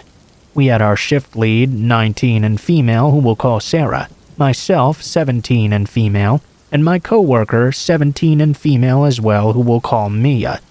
There was also another girl called Dee there. It had been a relatively slow night with only a few loyal regulars dropping by. Both the drive-thru and cafe were empty, as heavy rainfall had started, and no one wanted to be out. I was in the front of the store cleaning, while the rest of my coworkers were in the back. An old man walked inside. He wore odd clothing, which was a bit strange for the humid weather. Full black attire with combat boots, a heavy red jacket, and a beanie obscuring his hair. I brushed it off as protection from the storm, and figured he must work outside or something. I went to ask if he had placed an online order as he stood at the mobile counter. Putting on my best customer service voice, I smiled and went through my standard spiel. I was alarmed when, instead of responding, he placed a bag on the counter and started pulling out some DVDs. Once he finished pulling out a stack of 10 or so, he stared past me into the back room, where my coworkers were obliviously chatting. Then he began to make a lap around the store, eyeing me the entire time and not saying a word. Eventually, he backed out the front door and walked out to his truck, which I could now see was a large black pickup. Freaked the hell out by this behavior, obviously, I stupidly grabbed the stack of DVDs and ran back to my coworkers. They were immediately alarmed by my demeanor and asked me what was wrong. I held out the DVDs and let them inspect them while I explained what I had witnessed. Much to my discomfort, Sarah pointed out that all these movies seemed to be about either murders or kidnappings. Pissed off and feeling weird, we decided to call my manager. He picked up and Sarah explained the situation, while I comforted Dee and Mia, who were freaked out, probably more so than me at the time. Still though, there was nothing we could really do about it, except to call back if anything else happened. We hung up and moved back to the front of the store as a group. Things went on as usual, but now there was an air of fear about us. Mia stuck to my side and Dee to Sarah's. The man's truck had clearly pulled away earlier, but much to my dismay, I could see it had now pulled into the closed grocery store next door. As well, it seemed to have a clear view into the drive-thru window. A few cars pulled into the drive-thru in the meantime. I even had a few customers ask if I was alright, due to what I assumed to be my terrified face. I've always had a pretty good intuition about things. This felt more wrong than anything else I'd ever felt. More time passed by, and now it was time for Dee to leave. I could see the man was still waiting in the parking lot next door. We decided it would be best to call her boyfriend instead of letting her go out on her own. This wasn't an irregular occurrence, and we didn't want the man to follow her or something. Mia also noticed that a van had been sitting in back of the parking lot for almost an hour at this point, which none of us had noticed previously. Another gut feeling hit, and I made the decision to now lock the door. Dee's boyfriend, Daniel, told her he was on the way, and I informed my manager we had locked the cafe for peace of mind. He was fine with that as business had been so slow that night. Sarah and Dee were in the back now. Mia and I were up front. I went about cleaning the machines and trying to make idle chatter to keep us calm, which was no small feat. She jumped up every time she heard someone steaming milk or something. As we were talking and I had my back turned to her, she screamed mid-sentence, "Get out!" Alarmed, I whipped around, only to see a shadowy figure attempting to climb in through the drive-thru window. The next few moments were a blur of adrenaline-rushed thinking, and what I can only explain as extreme divine intervention. Grabbing her arm, I yanked Mia behind me. I grabbed the hot bucket of sanitizer I had been using to scrub the counters around the machines and poured the liquid onto the man. I simultaneously used the bucket to smack the man and push him out the window, which he only had his shoulders through so far. I slammed the bucket down on his head, too. At the same time, Daniel happened to pull up outside. Mia was now yelling for someone to call the police. I saw Dee in my peripheral, running outside to her new savior. I slammed the drive-thru window shut and locked them up, with the man still laying on the ground struggling to get his bearings. I couldn't tell you how much time had passed. Couldn't have been more than 15 or 30 seconds. I saw Daniel rush the man, who was now on his knees, and pin him to the ground. Sarah and Mia were now pulling me back to the back of the store, with both fighting back sobs, and Sarah on the phone with the police. Thankfully, some of our regulars happened to be deputies, and they arrived within 5 minutes of our call. They arrested the man, too. The aftermath was messy. They eventually pinned him as a member of a local trafficking ring that had been caught years prior and let out on bail.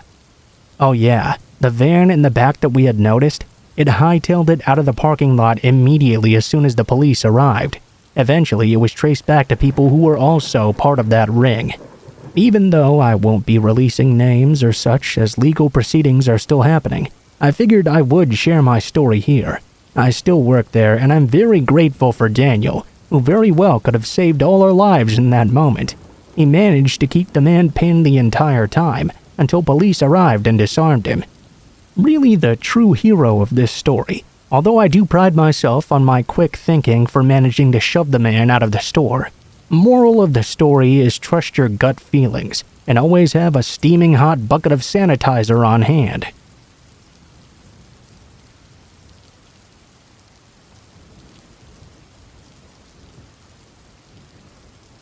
This is a story from around 10 years ago. I was 16 or 17 at the time.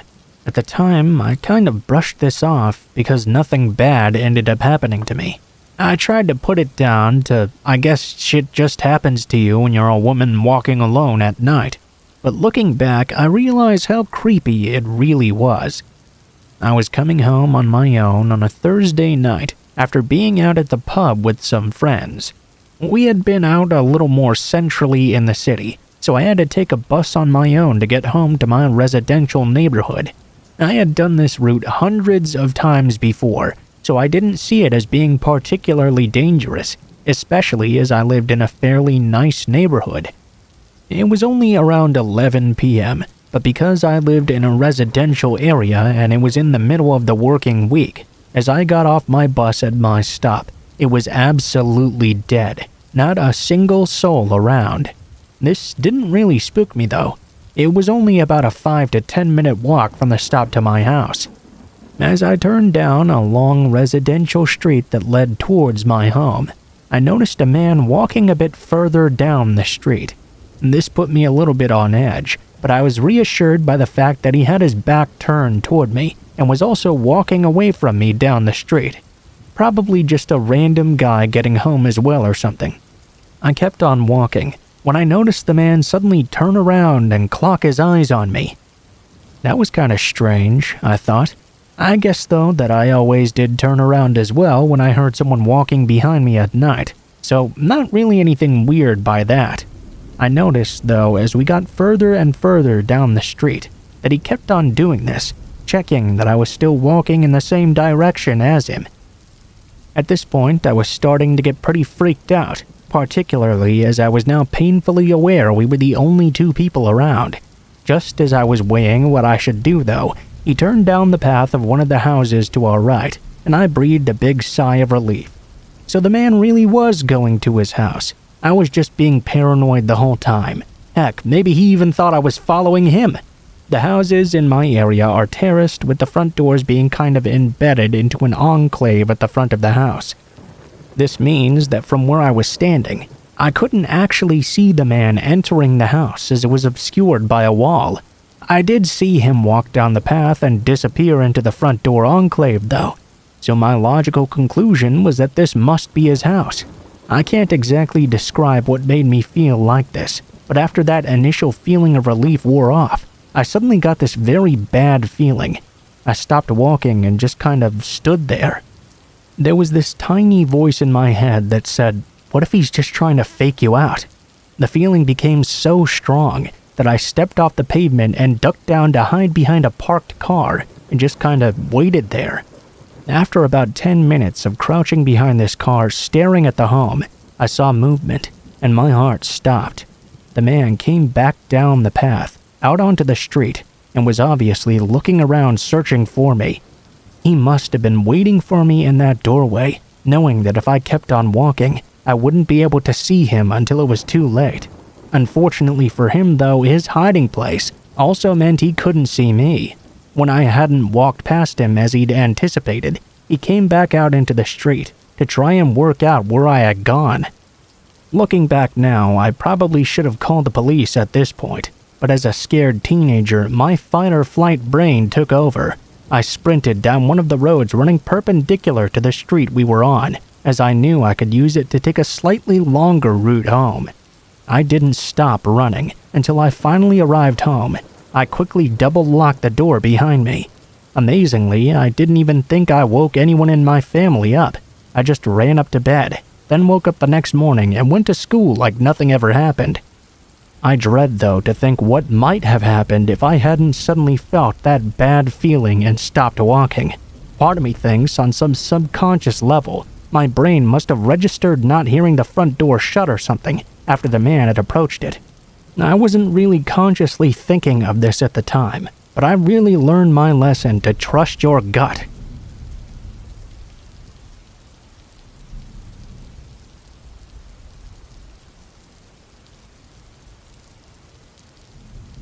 At the time this story takes place, I was 16 and my cousin was 12 years old. My cousin and I stayed at her house overnight, and her parents had left earlier that morning to go skiing. I was supposed to stay with her until her parents got home later that night. We had pretty much been there all alone all day. In the afternoon, though, one of my friends came over and drove us down to the store real quick to grab some junk food. We had made sure to lock up all of the doors when we left. Unfortunately, we forgot we didn't have a house key to get back inside. My cousin had to go around the back gate and climb in through the dog door into the garage, then go in through the kitchen to let me inside. It was a somewhat humorous experience. A few hours went by and it was now starting to get dark. We were sitting together on the couch watching TV, when very suddenly I felt a nervous, anxious feeling just kind of wash over me. I didn't say anything about it at first, though. A few minutes passed by after I'd first felt it, when I noticed out of the corner of my eye something down the hallway. I thought I had just seen a shadow moving. Perhaps a change in the lighting somehow. I was sure that something had just happened over there. Immediately, my cousin turned and looked at me and whispered in a frightened voice, "Did you see that?" My heart started racing right away. We slowly got up and walked straight across towards the kitchen telephone. Looking down that hallway as we got to the kitchen, I told her to call my mom right now. Meanwhile, I opened the garage door to let their dog inside, a huge German Shepherd. As she was on the phone with my mother, the dog by my side, I felt more confident and started to slowly walk toward that hallway. There was only one other phone in that house, which was at the end of that hallway in her mother's room. While she and my mom were discussing on the phone, suddenly, another phone line picked up. She asked my cousin if I had picked up the other line. My cousin called out to me in the harshest whisper she could, asking if I picked up the other phone line. At that exact moment, the dog started to whimper and turned back and ran toward the kitchen. Needless to say, I became very frightened as well. My mom screamed at us to get out of the house. We both ran to the front door. I was looking back as I was fumbling to unlock the locks, just like in a scary movie. I just couldn't seem to get it opened. We were both in full-on panic and screaming. Finally, I was able to open the door. We scrambled out and ran down the road. It was a rural area without any real close neighbors. As we ran, I looked back in terror to see if someone was chasing us. There seemed to be no one behind me at all. In that horrifying moment of realization, I noticed that my cousin was not there. It was the worst feeling ever. I could hear her crying from inside the house. I knew I had to go back. I couldn't just leave her there, but I really did not want to. Completely out of breath now from running, I ran back, making weird sobbing sounds. I found that she had twisted her ankle and fallen off the porch in front of the house. The dog was laying next to her protectively. I walked up to her. She, the dog, and I walked part way down the road, still scared to death and crying uncontrollably. At this point, we saw my older brother's truck speeding by and screeched to a stop at our house. He told us my dad was on his way as well, so we hopped in the truck with my brother and his girlfriend to wait for my dad.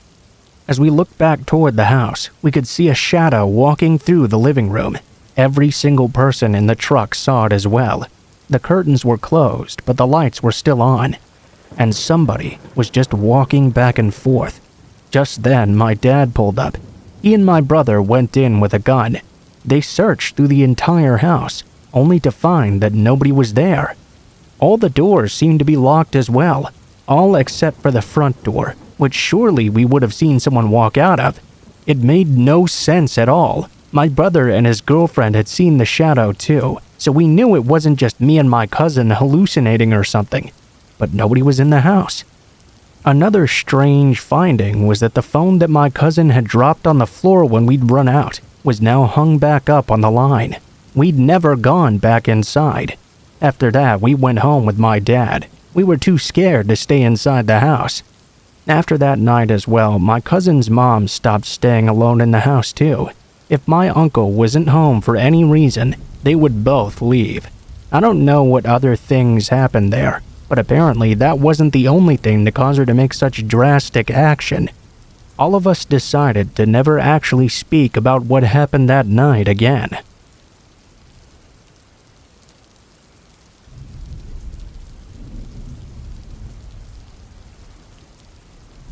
It was about 3 a.m. or so. The fog outside the car was only slightly denser than the fog inside the vehicle. We were 5 teenage boys, stoned to the bone, curving slowly along a mountain road and enjoying the drive for obvious reasons. We had decided to take the scenic route. Keep in mind this road was already plenty scenic as it was. All we had decided was to co-sign ourselves to smoking more dope as we rode along. It also helped that there were less likely to be sheriffs along this isolated detour. Visibility started tanking at this point. The fog had thickened to such a viscosity it was like an endurance athlete ripping a bong at full power. The obscurity of our location, in tandem with the atmosphere, made all the immaturity of giddy wonder that much sweeter. The driver, Country, suggested we peruse the densely wooded riverbank along the road. Okay. I don't think any of us were exceedingly pumped up about a half-baked walk in the night forest, but no one wanted to seem like a pansy in front of the others. The headlights, kept on for visibility, warped the swirling mass of condensation and threw eerie shadows into the trees. Everyone was too scared and just hung around the car. Everyone too afraid to consider ending up beyond the range of the Mitsubishi's fog beams. I was the first one to defect. The river conjured up visions of a natural world almost too picturesque to belong outside a storybook, and my senses craved the sounds of that babbling brook. Suddenly, though, a commotion interrupted my brave advance. There was excitement in the voices of my friends, sure, but not the revelry you would expect to hear from a bunch of high teenagers. I could feel someone yanking me back toward the car. Even through the mental fog that obscured my thoughts, I felt the tug of an invisible hand. The boys were spaced across the vehicle in quadrants.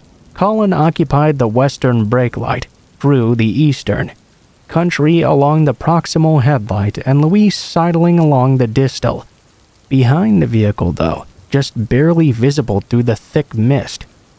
Colin, is that you back there? No, I'm right here, dude. If you're there, then who's that? Our screams all at once rose up. Someone was behind the car, a few feet away from my friends. This hooded man was standing there, unmoved even by our screams. This person stood stock still, almost like a statue, the white of his face and hands barely visible through the mist. Even as we all dashed to get inside the vehicle, the man didn't move at all. His head did point downwards though, as if he was sad about us departing so swiftly. We peeled off forward, Country gripping the wheel and turning corners with wild abandon. All the while, we tried to work out the details of what we had seen, trying to make sure that each of us hadn't been individually crazy. It sounded even crazier when we realized we'd all seen the guy. How had he even got there without all of us noticing? I'll never forget that feeling of something tugging me back toward the car as I came upon the river, leading me away and back toward the car. Was I just jumpy from the pot? Did we imagine this whole thing? Or was something more sinister telling me I needed to go back? Whether there was actually a hooded stranger stalking our car along that mountain road is something we'll never be sure of, but I can know the way they appeared was certainly not right.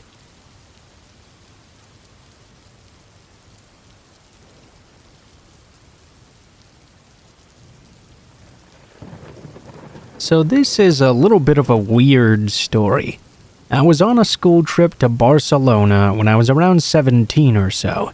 It was supposed to be a cultural trip, but for us it was just an excuse to drink all week with some friends.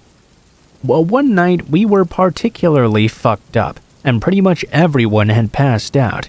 Me and a friend of mine, though, wanted to go explore Barcelona and look for a bar or something to hang out at. At this point, it was already like 3 in the morning. It was not a great time for two teenagers to go out alone into the streets. Still though, we were dumb and drunk and thought it was a great idea at the time. After an hour of searching or so, we didn't find any open places. We had pretty much given up on going out altogether. In that moment, it seemed like a great idea to just end the night with some weed. And because Main Street was full of dealers at night, surely it wouldn't be a problem to find some. After around 5 minutes of stumbling around, we found a dealer in a red bandana who said he had some stuff to sell us.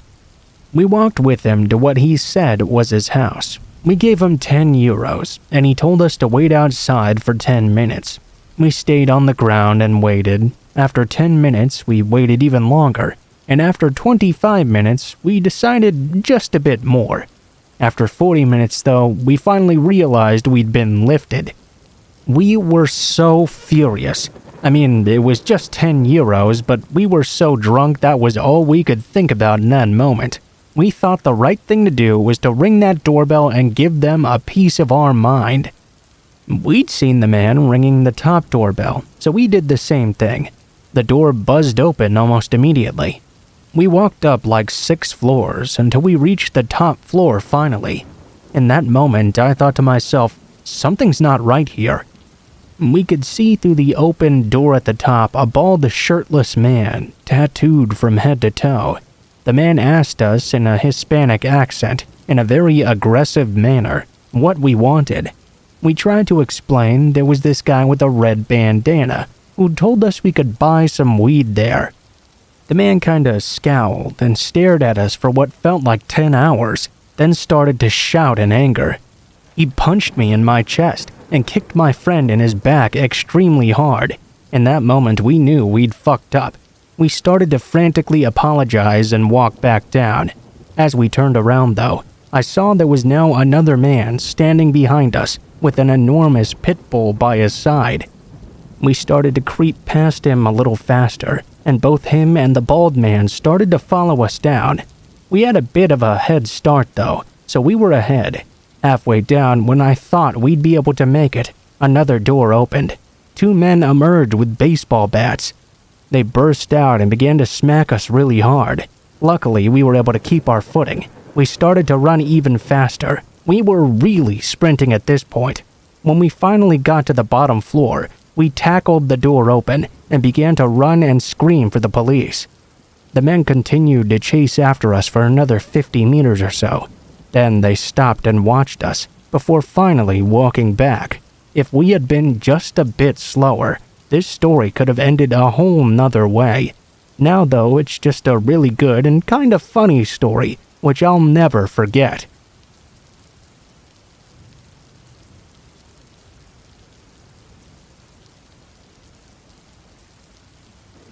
I like to take walks around my neighborhood at night to get a break from all the arguing at home with my family. When I was a teenager, it normally wasn't that much of a problem because my particular area shut down after 10 p.m. and barely anyone drove through either, let alone walked around past a certain time.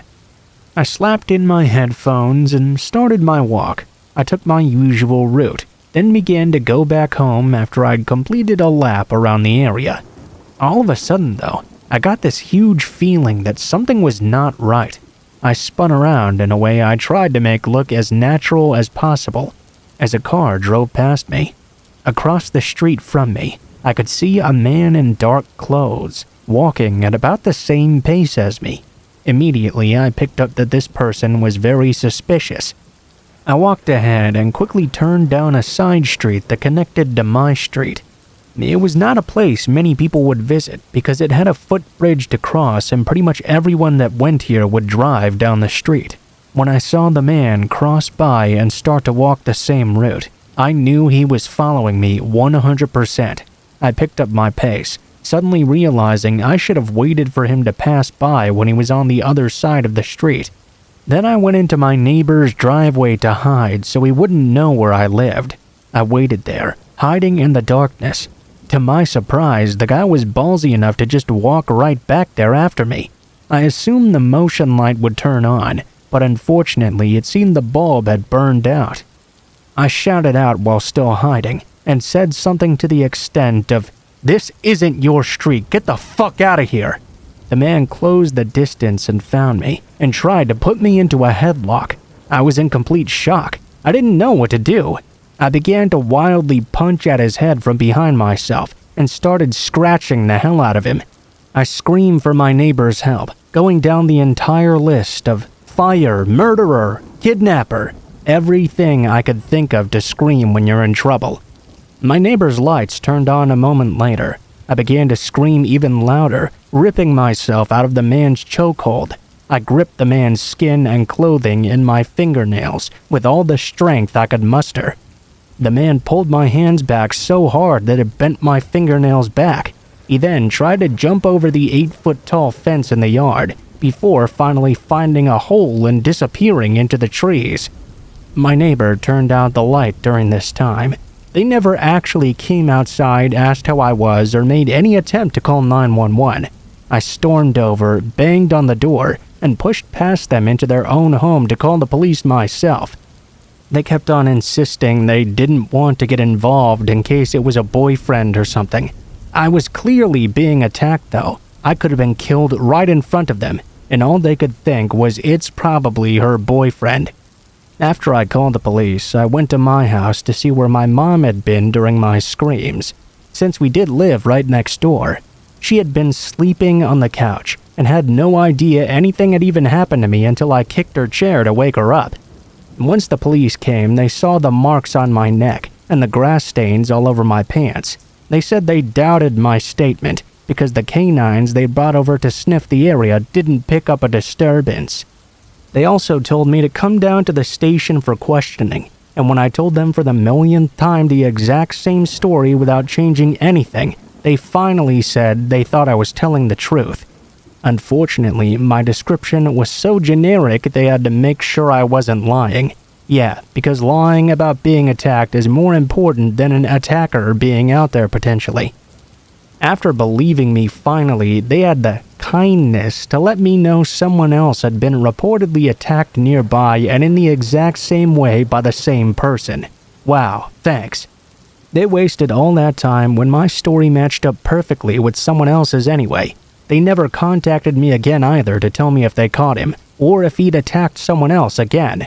Who knows? He probably got away if the police care so little about the safety of people, more about covering for their boyfriend or something.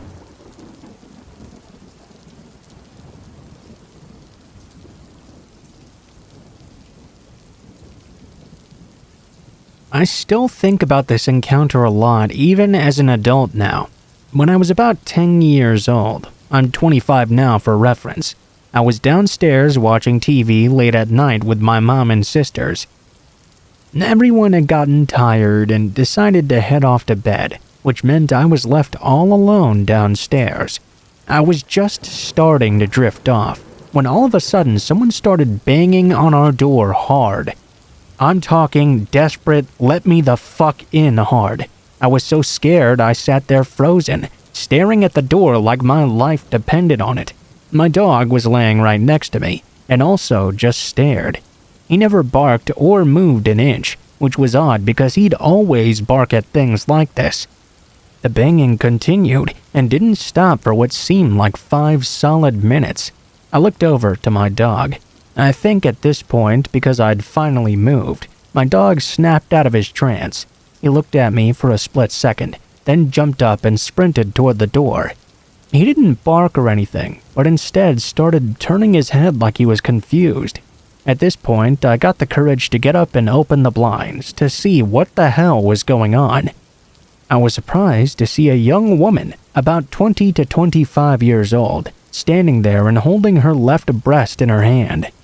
She had blonde hair, white skin, and was covered in blood. Her shirt was ripped open, and her hair was a complete mess. I remember being worried she may have been beaten up, or perhaps in a car crash. Either way, I immediately went to go open the door.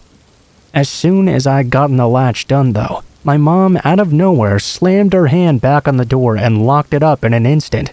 I had no idea she had even come down the stairs, let alone come up from behind me. I was just so focused on the door and on this woman that when she slammed her hand, it was like it knocked me back into reality. The reality of not opening the door for strangers in the middle of the night. I looked up at her. I could feel my eyes were real wide, and I think I may have even started crying. She put her hand on my shoulder and moved me away from the door. My mom called out through and asked who it was. The girl yelled back that her boyfriend had just beaten her up, and they lived in the apartments across the street from us. Mind you, we lived in townhouses in a cul-de-sac. Our unit was all the way in the back where you would start the turn. We were the first unit of the row, but where she pointed out that her boyfriend's place was at, it was quite a ways away from us. My mom asked her name, and she said something I remember even then sounding like it was made up on the spot. I saw my mom hesitate to open the door, but after the girl called out for help desperately once more, she opened it, stepped out, and pulled it closed shut enough to not completely shut it. I cracked the door open behind her to make sure she was okay, and also to see what was going on. The woman, who we'll call Bethany, I suppose, kept on thanking my mom and asking to come in because she was so scared her boyfriend was going to come after her. My mom refused and explained she could not let her inside because of the safety of her 4 kids. She would sit out there with her if she needed it, though. My mom shouted to grab the phone and call the police, so I did. My mom began to ask her what had happened and what specific unit she lived in. She pointed across to a specific part of the complex and told my mom the building number and her unit was B. All of a sudden, this silver SUV pulled up and she ran towards it, screaming it was her sister. Then she jumped in. The car sped off without another word from her or the sister. My mom looked back at me confused, came back inside, and shut and locked the door. We stood there and looked at each other. I asked my mom, what about calling the police? She said she would wait for them downstairs if I wanted to go to bed. I was too scared to leave her though, so I waited there with her. Once they arrived, my mom explained what had happened, and the officer said she'd done the right thing by not letting her inside. The cops explained that they'd been receiving quite a lot of similar calls like that in the area recently. Even worse, the next morning we all packed up to go to the grocery store, and as we passed by the building the girl had pointed out, we could tell immediately the apartment she said she lived at, it was empty. No one had been living there for some time, clearly. I mean, I suppose it's a possibility they just didn't have any furniture or something, but I don't really think that's the case. Never came back after that night, and we never saw her or the SUV in the area again, despite her saying she lived nearby. I hope they're okay if this was real, but if it's not, I hope they never knock on our door again.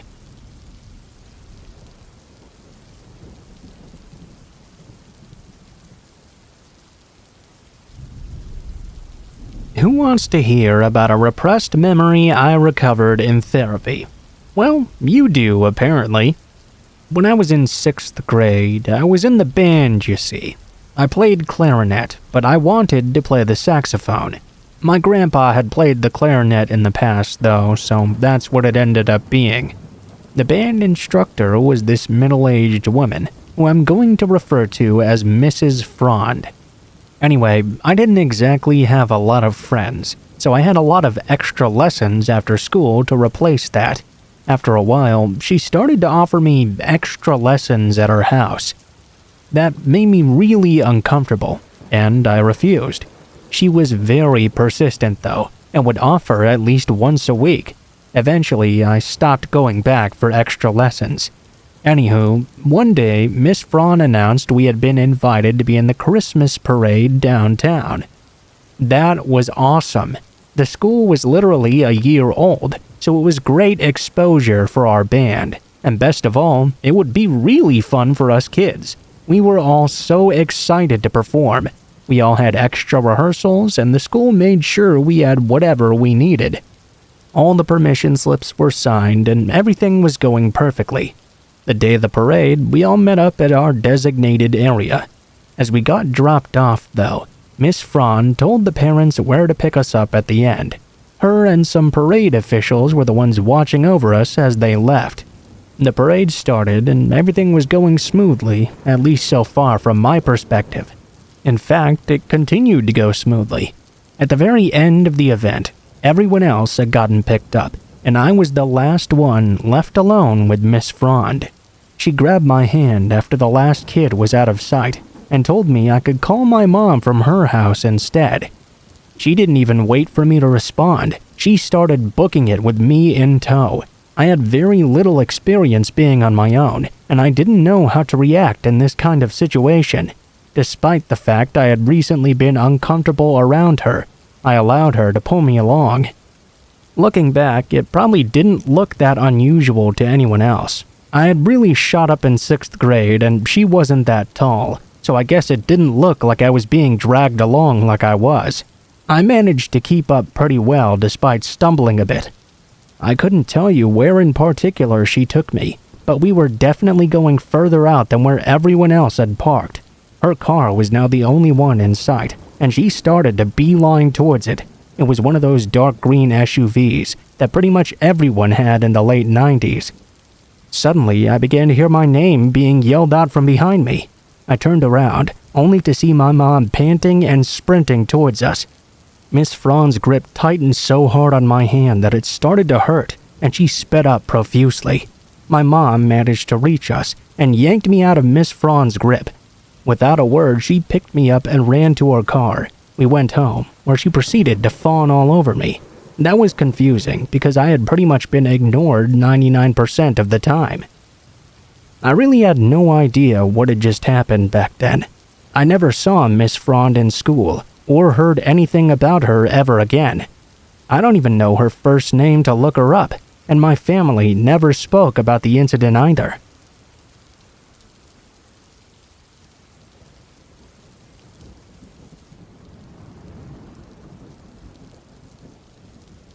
Okay, so this is 100% true.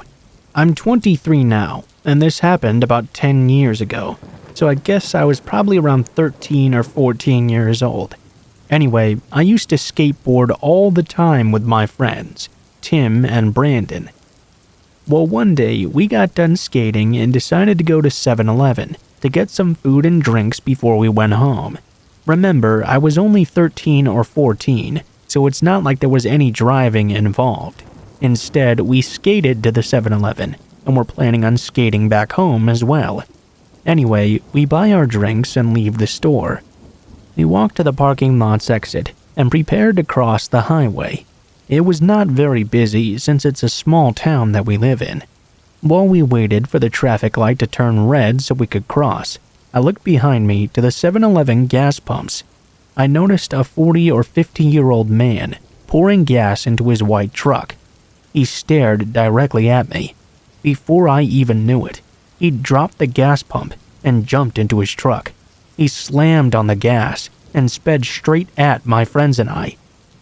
He just barely missed us, but he grazed my arm and knocked my skateboard out of my hand. My friend Brandon screamed, "What are you doing, you fucking dick?" as the man peeled out and sped into the parking lot, right next to 7-Eleven. I swear to God, he even drove through a ditch and tried to run us over again. This is where things got really bad. The three of us started running away at full speed, across the highway and toward the local library, which was 2 or 3 blocks away. We were about 1 block away when I looked back and saw that maniac speeding towards us, full of rage. Brandon and Tim managed to run up to the library doors, while I wouldn't make it, so I ran towards the woods. It was Sunday, so I knew the library was closed, and there was a trail in the woods which led to my backyard. Meanwhile, this maniac peeled into the parking lot and jumped out of his truck. I looked behind me briefly before escaping into the woods, and saw him either grab a shotgun or a crowbar. I was pretty far away at this point, and I was freaking out as well, so my vision wasn't exactly great. From the bed of his truck, I ran all the way home. When I finally got to my street, my neighbor, Tim's dad, told me to get in his car because we had to go to the video store, which is where Tim's mom worked. When I got there, I found Tim and Brandon. They had run to the store after realizing the library was closed. There were also 3 cops as well. A minute later, my mom came in crying her eyes out because Brandon and Tim told her they didn't even know if I was alive or not. Every single person there thought I had been captured. Tim told me he'd seen the guy running after me into the woods, which is scary because I thought the maniac was chasing them, not me specifically. Anyway, he was never caught, and I spent the next 5 years worrying about every white truck I ever saw. I forgot the most scary part too. My town is small, but it's not empty. There were plenty of people around while this was going on. I felt so helpless, running for my life while there were at least 100 people around not doing a thing about it. To be clear, we didn't do anything to provoke this man at all. He just tried to hit us for no reason, and that's fucking scary. Sure, Brandon called him a dick, but that was after he already tried to kill us. We were good kids just trying to walk home, and we almost died because of it.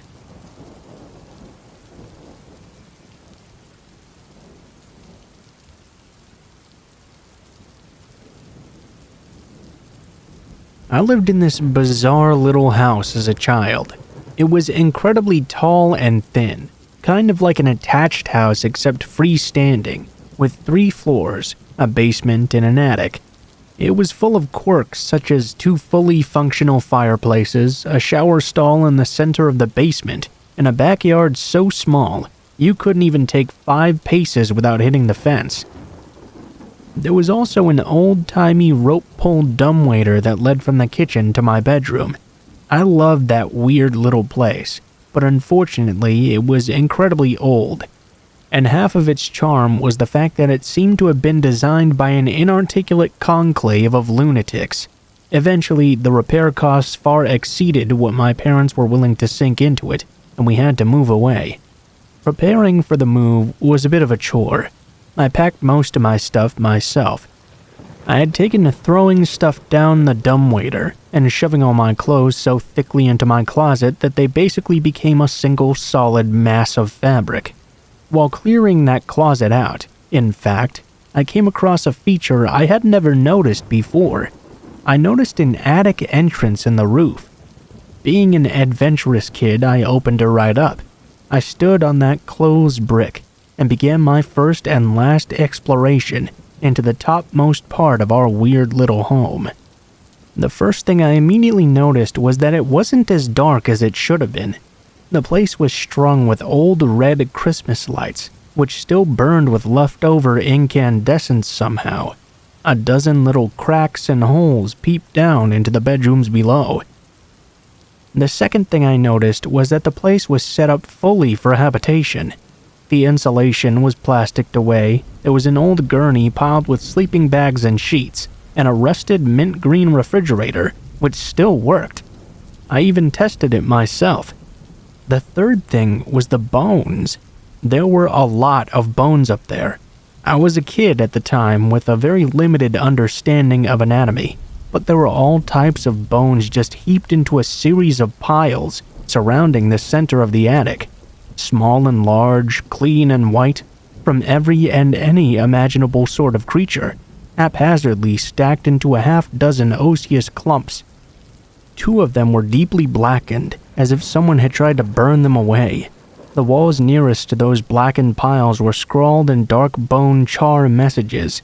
Mostly they were just smears, but the word sorry was repeated over and over again.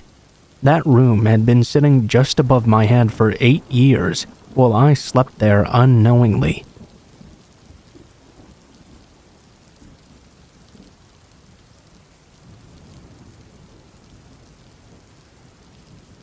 My story goes something like this. When I was 15 and a sophomore in high school, 2 of my friends came over to stay the night. We wanted to go visit another friend's house who lived just across an arroyo. In New Mexico, that's what we call the ditches. They were only a few streets away, so it wasn't really that far of a walk. It was already about 11 p.m. though.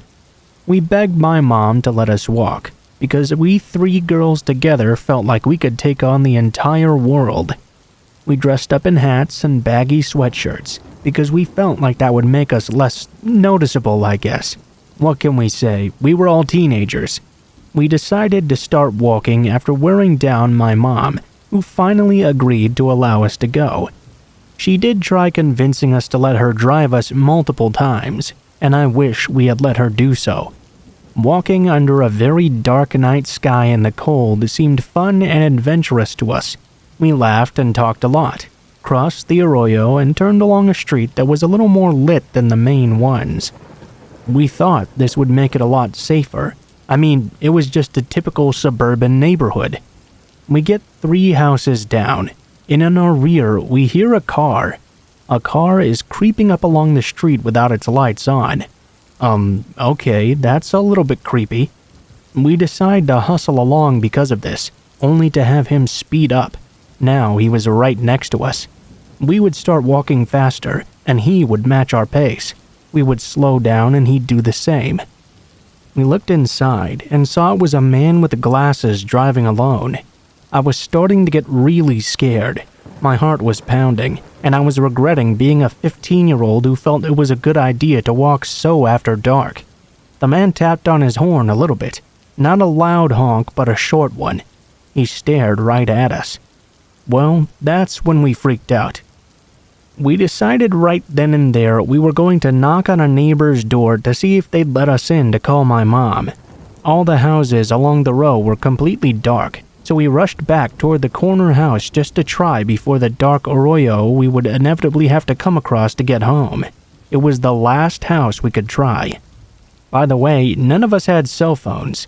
This was 2001, and most high schoolers didn't have them back then. Home phones and pay phones all the way. We knocked on this door while the car followed again and stopped right in front of the house we were at. An older lady opened up the door very hesitantly with her husband. We explained that we were very sorry, but we were being followed by a man in a car and he was really scaring us. She let us in to use her phone, thankfully.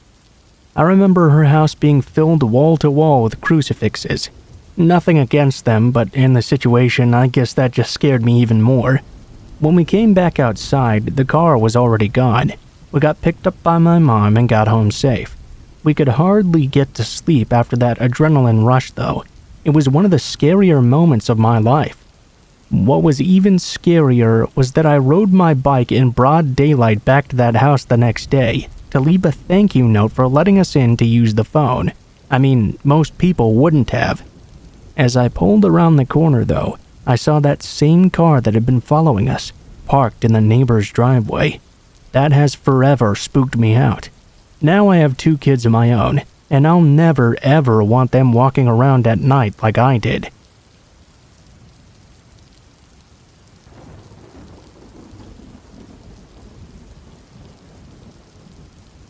This happened a couple of weeks ago. I just recently graduated from high school. I never really had an easy time making friends, but during quarantine I got pretty close to a couple of old acquaintances, named Kevin and John. Kevin is a tall, fat kid with a ridiculously big head, short, unkempt dark brown hair, and a chin strap. John is even taller than Kevin, and around 6'4", but very skinny, with light brown hair and a zit-covered face. I actually weigh more than him despite being almost a foot shorter. They were the kind of kids that always would get into trouble, whether they're drinking, smoking, or busting into places they're not supposed to be. Anyway, even though I do some sketchy shit sometimes, drinking and smoking wasn't really my thing. Despite that, they forced me to hang out with them, and I somewhat enjoyed their company in return. We got along very well because of how we saw everyone as fake, which is weird because that's exactly what they were. This one particular time, I even let them drive my car. They took me to a place in the woods where they'd forced me to smoke. Looking back, I know they were really just using me for my car. I'm not sure why I decided to give them second chances after all the weird things they did, but I still did so anyway. About a month ago, despite many people warning me not to hang out with them anymore, I let them take me to a party against my better judgment. I was suspicious though, so I took my own car and followed them there. In retrospect, the first red flag was when they parked 2 streets away from the party, but I didn't think anything at first. As they were walking to the house, they got excited to see me crash a party, but I thought that part was a joke. We got to the address and got turned away right away. Kevin tried to convince them to let us in, but it still didn't work. I texted the host and asked him to explain what was happening. He told me we could talk tomorrow. At that point, I knew they were just using me for their own enjoyment again, but I was a lot nicer to Kevin and John than I probably should have been. In the heat of the moment, I told them I was going to drive by, honk a bunch, and yell "fuck you" to them. I had second thoughts as soon as I said it, but now I knew John and Kevin were expecting me to do it, so I drove by the wrong street accidentally with them right on my bumper the entire time. I then drove to my house, which they luckily didn't follow me back to. Feeling upset about being used again, I just went to bed. The next day, I came to a realization and decided that enough was enough. I was tired of fake people and them using me for everything, and I knew I needed to cut them off. I texted John's girlfriend Kyra and told her to tell Kevin and John to never talk to me again, which she actually did. I explained the whole situation the best I could. I just hoped it wouldn't affect their relationship too much. Well, that very night, I got a text on Snapchat from John. "Kyra dumped me because of you, you fucking asshole." In all caps with 3 middle finger emojis.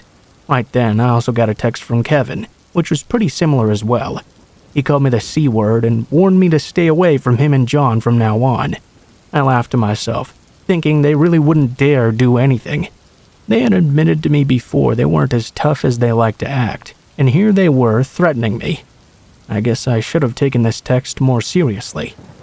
That Friday, my mother spent the day at the hospital getting some new medication for her MS. She had to spend the entire day there, since it had to be administered through an IV. My dad called me at around 5 and said she was having some side effects. She'd be okay, but she would need to spend the entire night, meaning I'd be home alone because my dad wanted to stay with her.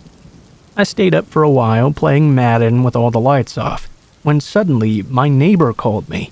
Confused, I picked up the phone. He sounded quite panicked. He told me I needed to hide right now and wait for the police. His wife had already called them, and they were only a couple of minutes away. I was extremely startled and confused. "What the hell are you talking about?" He dropped a bomb.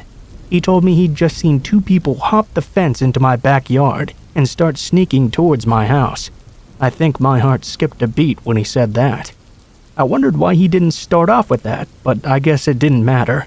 I had to hide right now. I went into my closet and shut the door tight.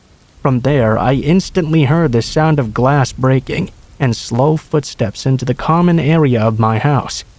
Thankfully, the police arrived shortly thereafter, because they often already had a car sitting near my house looking for speeders anyway on the main road. It felt, though, like an hour could have gone by while I was waiting. I heard multiple police officers shouting at the intruders, and shortly after, I heard a knock on the bedroom door, followed by an officer announcing himself. I yelled for him to come in, and he opened the closet door and took me back into the house. From there, I saw one of the windows in the kitchen was completely shattered, and unsurprisingly, I watched as 2 other officers escorted Kevin and John out of my house, both in handcuffs. My parents got back home soon after, and my dad hugged me for at least a minute. In the moment, my mom really didn't understand what was happening because of how loopy the medicine made her, but the next day she broke down in tears over how close I was to dying. A lot of things about that incident have been bothering me. The way I completely underestimated them, the evil looks they gave me as they were escorted out, and the fear I had when this was all happening. I'll get over all of that eventually, but one thing will always stick with me, and that's what I heard the police say when they first entered down the hallway. 3 words that completely changed my perspective on life. Drop the gun. Police told me Kevin and John were crouched in the foyer, and Kevin had a pistol in his hand. They believed they were waiting for me to come out of my room so they could shoot me when I didn't expect it. I still haven't totally wrapped my head around the fact things could have gone so much worse if my neighbor hadn't seen them climbing my fence. I guess it serves as a reminder of how you never know when it's your time, and to always take threats like that seriously.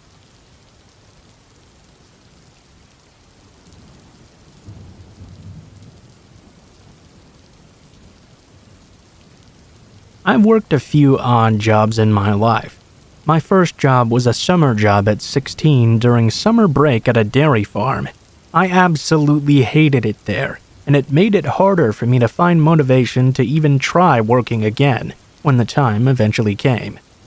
I don't really remember how I was first referred to this job, but the following summer I ended up working as an office assistant for a self-employed photographer. My parents knew her because she used to be a member of their church, and my sister attended her 4-H program when she had it. By this time, her health had begun to take a severe hit. She claimed it was a mixture of things, like chronic Lyme to fibromyalgia. I had also been warned by my parents before taking the job that she was a little bit off. She was very religious, and claimed to have had real encounters with demons, even participated in a few exorcisms. I'm an atheist and a skeptic, so I never took those stories very seriously.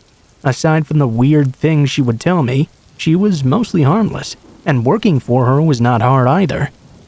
The job basically just required me to do a whole lot of data entry, as well as helping prep her photos with some minor touching up and the addition of her company watermark. Then I'd upload them to a site where her customers could browse them and pick out which ones they wanted to order. She primarily photographed horsing events, and for the first several months my job stayed in her living room, which was basically my office space at the time. Eventually, though, she talked me into tagging along at shows where she trained me as a photographer as well, and very soon I was shooting events right alongside her. It was pretty boring work, I won't lie. I'm not exactly a horse person. Things didn't get weird until a year later, when I learned the hard way that it was not her I needed to worry about. Turns out she had 2 sons. One was out of state. The other was in the Navy. The latter of the 2, a guy called Nate, I had only heard very few things about. I knew he was somewhere on the autism spectrum, but she was never exactly clear on what his diagnosis was. She very firmly believed he was vaccine injured, and all his oddities could be traced back to vaccines or something. When he finally returned home, I met him for the first time while working in her living room. All in all, he seemed like a very nice guy, actually. A little bit odd with the social cues and stuff, but not concerning. He was obsessed with movies, and being a bit of a movie buff myself, whenever he would venture into the living room to strike up a conversation, it would almost always be about whatever movies we were into or excited to see. I should also point out here I was only 18 by this point, and he was well into his mid-30s. At some point, he must have got it into his head that I was interested in him. Though he never said anything directly to me, I had to find out about it from my own parents. My mom worked as the secretary at her church, and Nate knew it. I can only guess my boss had told him. One afternoon, Nate showed up at my mom's desk and just started gushing about me. He talked about how much fun I was, how he loved talking to me, how he was planning to take me to the movies and take me to his church, all these other plans he had for me. My mom was of course beyond uncomfortable, as was the pastor who happened to overhear it. When I got home that night, she told me what had happened and suggested I make sure not to lead him on.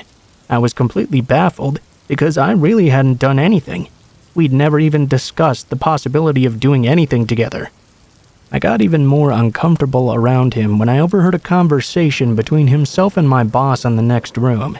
He was talking about his experiences in the Navy, while she was talking about the dangers of Islam. At one point, he said in this completely serious tone, "You know, if I had it my way, I'd just shoot and kill any Muslim I met. Problem solved." My boss simply laughed the comment off like it was nothing, but something about his serious tone creeped me out. I made an effort to acknowledge him less and less when he was around, and keep the conversation short while stressing I had work to do. Eventually, he got his own place and moved out of his parents' house, so I figured that was problem solved. A couple of years later, I also moved out. My boss's company had since closed, and I was now working somewhere new. I was friends with both my previous boss and Nate on Facebook, and around that time I was finally coming out as an atheist, something I could not do when I was still living at home. One random night, my old boss suddenly messaged me, asking about a ring I had on my finger in a picture. It was a black ring with a white gold star in the middle of a black circle. Already knowing where she was going with this, I told her it was just a ring for decoration. Then she started accusing me of wearing a pentagram because she didn't know what a pentacle was and that I was promoting Satan somehow. I tried several times to explain to her that not only was it not that symbol, but also paganism has nothing to do with Satan anyways, but she refused to listen to anything I said, so I ignored her. This was fairly typical behavior for her and really not worth the argument. The very next morning, I received a message from Nate telling me I needed to come to church with him. I told him no. The messages I received back gradually grew angrier and angrier. He went from asking to demanding I go with him. He told me I was lost, and I would not find the answers I needed by living the life I was. Eventually, he outright said he thought the fact I was wearing a pentagram was disgusting, and I was opening myself up for possession. Knowing there would be even less of a point in arguing with him than there was with his mother, I went ahead and blocked them both, deciding I did not need either of them in my life anymore. Then, though, he started showing up at my workplace. He would always search through the entire store until he finally found me, and then once he did, he would corner me and not stop talking to me, no matter how many times I tried to dodge him or tell him that I was trying to work. Eventually, my managers caught on and started intercepting him whenever he would show up. I wasn't making enough to pay the rent with that job, so I had to take up a second one as well. Within a week, though, of working this second job, which was in a different town, he started showing up there too. This time, I told the managers outright what was going on, and after that, every time he showed up, I was allowed to hide in the back room behind a locked door while they sped his order along and got him out. During one of these many encounters while I was hiding in the back, one of the managers was back there with me, inputting employee time punches into the computer, when both of us heard Nate shouting in our direction, "I know you remember me!" That was the last straw for them. They told him his business was no longer welcome there. He stopped showing up at my other job as well for a while, which was a relief. Fast forward a few years later, I was getting used to not having to look over my shoulder every shift or check the parking lot for his truck. Then one day he just suddenly reappeared. He happened to be browsing a section I was walking past when he spotted me and got this deer in the headlights look. I made a beeline to the break room because now just even seeing him made me scared. After that, he started showing up very regularly. I would always find ways to dodge and avoid him, but he would still somehow always spot me and know exactly where I was. I was debating whether or not to tell the managers again, because at this point it had been a while since he had really done anything, and saying something just because I felt nervous didn't feel right exactly. Call me a coward or an idiot or whatever, but that was how my thought process was working. What happened next, though, made me really regret not speaking up. It was bound to happen eventually, I guess. But one night he managed to catch me while I was at the customer service desk. He approached me, said hi, and I immediately started to look for someone to signal over so I could make a break for it. Before I could even say a word, he said something that made me sick to my stomach. "Hey, how's your little girl doing? She's 3 now, right?" I looked at him horrified. I had him completely blocked on everything. I had his number blocked. I was living at a new address. I had not seen or spoken to his mother since she confronted me about that ring. I hadn't told either of them I was a parent now, or that I was married, and I was not friends with anyone who knew them either. But somehow he knew everything. "How's your husband doing too?" he asked when I didn't answer. "He's good. He's a good man," I said, trying to reinforce the idea I was not available to him and I had no desire to have anything to do with him. "Oh, really? Where does he work?" At this point, I felt like I was going to pass out. Thankfully, another employee approached just to gather some reshelves, and I got the hell out of there. As I was leaving, he called out behind me. "I'll see you again, you know. We'll talk. We'll go out and do something together. We will." I reported him to the managers, telling them everything about the encounter, including all that information he had on me and my family that he absolutely should not have.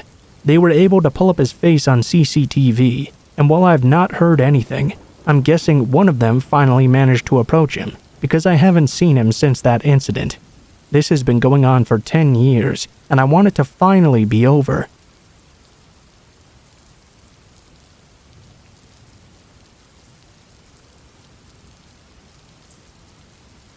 In 2010, I was driving from New Orleans, Louisiana to Eugene, Oregon.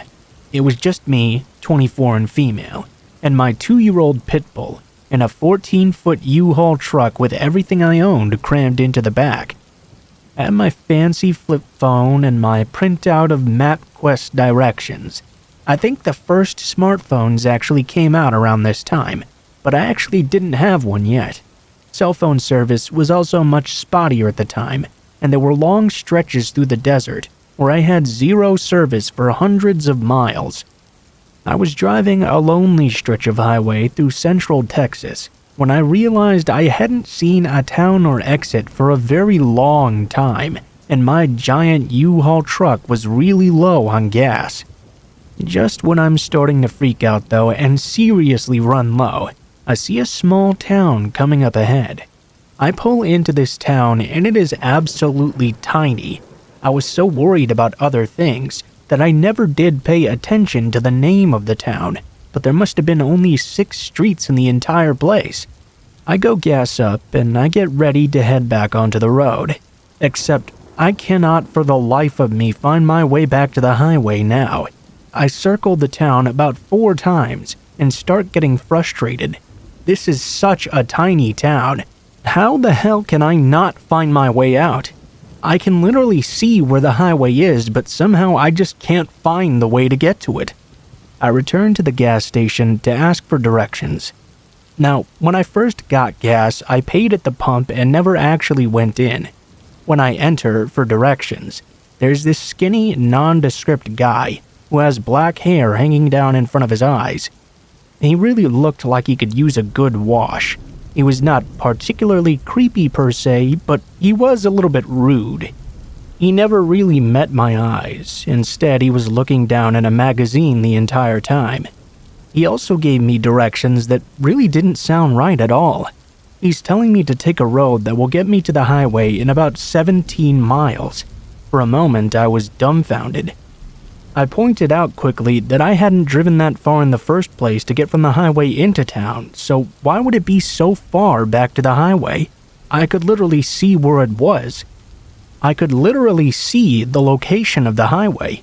He was so casual, almost like I was being an annoyance. He said I could follow his directions or not. Why should I care? He gave me some explanation about the road curving around that really didn't make much sense at all. He also still refused to look at me. Just, whatever, I gave you your directions, and waved his hand in the direction of the door. When I got into the parking lot, my whole body started trembling violently, and my heart started racing suddenly, seemingly for no reason. I got into the truck, and as soon as I put the key into the ignition, I burst into tears. I had this terrible feeling that no matter how nonchalant he acted, this man had bad intentions with those directions. I didn't know what exactly they were, but I knew right then and there that there was no way I was going to follow those bogus directions. And yet, this was the only store in this little town. And short of knocking on every door, no thank you. There was no one else to ask for directions. I decided I really didn't give a shit if this town seemed like something that dropped straight out of the Twilight Zone. I was going to drive around until I found my way out, even if it took all damn night. At this moment, a big beater of a pickup truck, as much rust as metal, pulled in and disgorged the quintessential Texan man. Huge, husky, and in flannel work boots. Without even thinking about it, I jumped out of the truck and approached him quickly, yet warily. Looking into his eyes, though, I could see he was a kind human being, or at least I was hoping so. I asked him if he could please give me directions to the highway. I told him I knew it was silly, but I just couldn't seem to find my way back somehow. Thankfully, he looked very concerned as I was visibly upset, so he made me laugh and very cheerfully gave me directions for a hairpin curved turnoff right at the end of the small concrete tunnel I had passed by several times. He said it was common. It often confused travelers because it was so hard to see from the outside. He said they'd need to put up some signs sometime soon. With a sinking feeling in my stomach, I asked him how far in miles it was back to the highway. He laughed and gave me this funny look.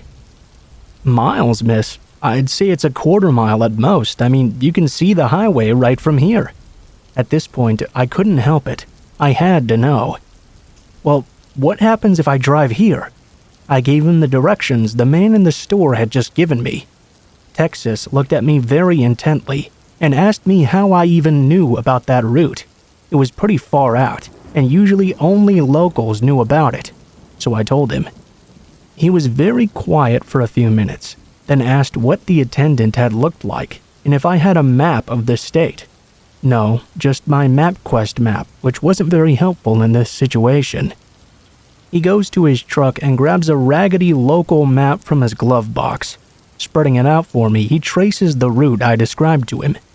The way the man from the gas station had told me to go led directly away from town, away from the interstate, and led seemingly right into the middle of nowhere. Texas told me that the road did go about 17 miles, right before it dead-ended in the middle of the desert. I asked him what was out there. He told me it was nothing but some junked cars and a few trailers and mobile homes, all owned by the same family. This family was known locally as troublemakers, meth heads, and alcoholics, and these were the nice things the townspeople had to say about them. The erstwhile clerk was a part of this family and lived down that road. I'll never forget the look in Texas's eyes as he told me this. He also told me I was very smart to listen to my instincts, and told me to be careful traveling out there from now on. I don't know if the man from the gas station wanted what was in the back of my U-Haul, or what was in the driver's seat, but thankfully I didn't have to find out. Oh, and I also learned that sometimes angels look like ruddy-haired Texans with scruffy faces and rusty pickups. Thank you, random Texan stranger. You really saved my ass, and I'll always remember you with tons of love. I'm sorry I didn't ask for your name at the time. You're forever Texas to me now.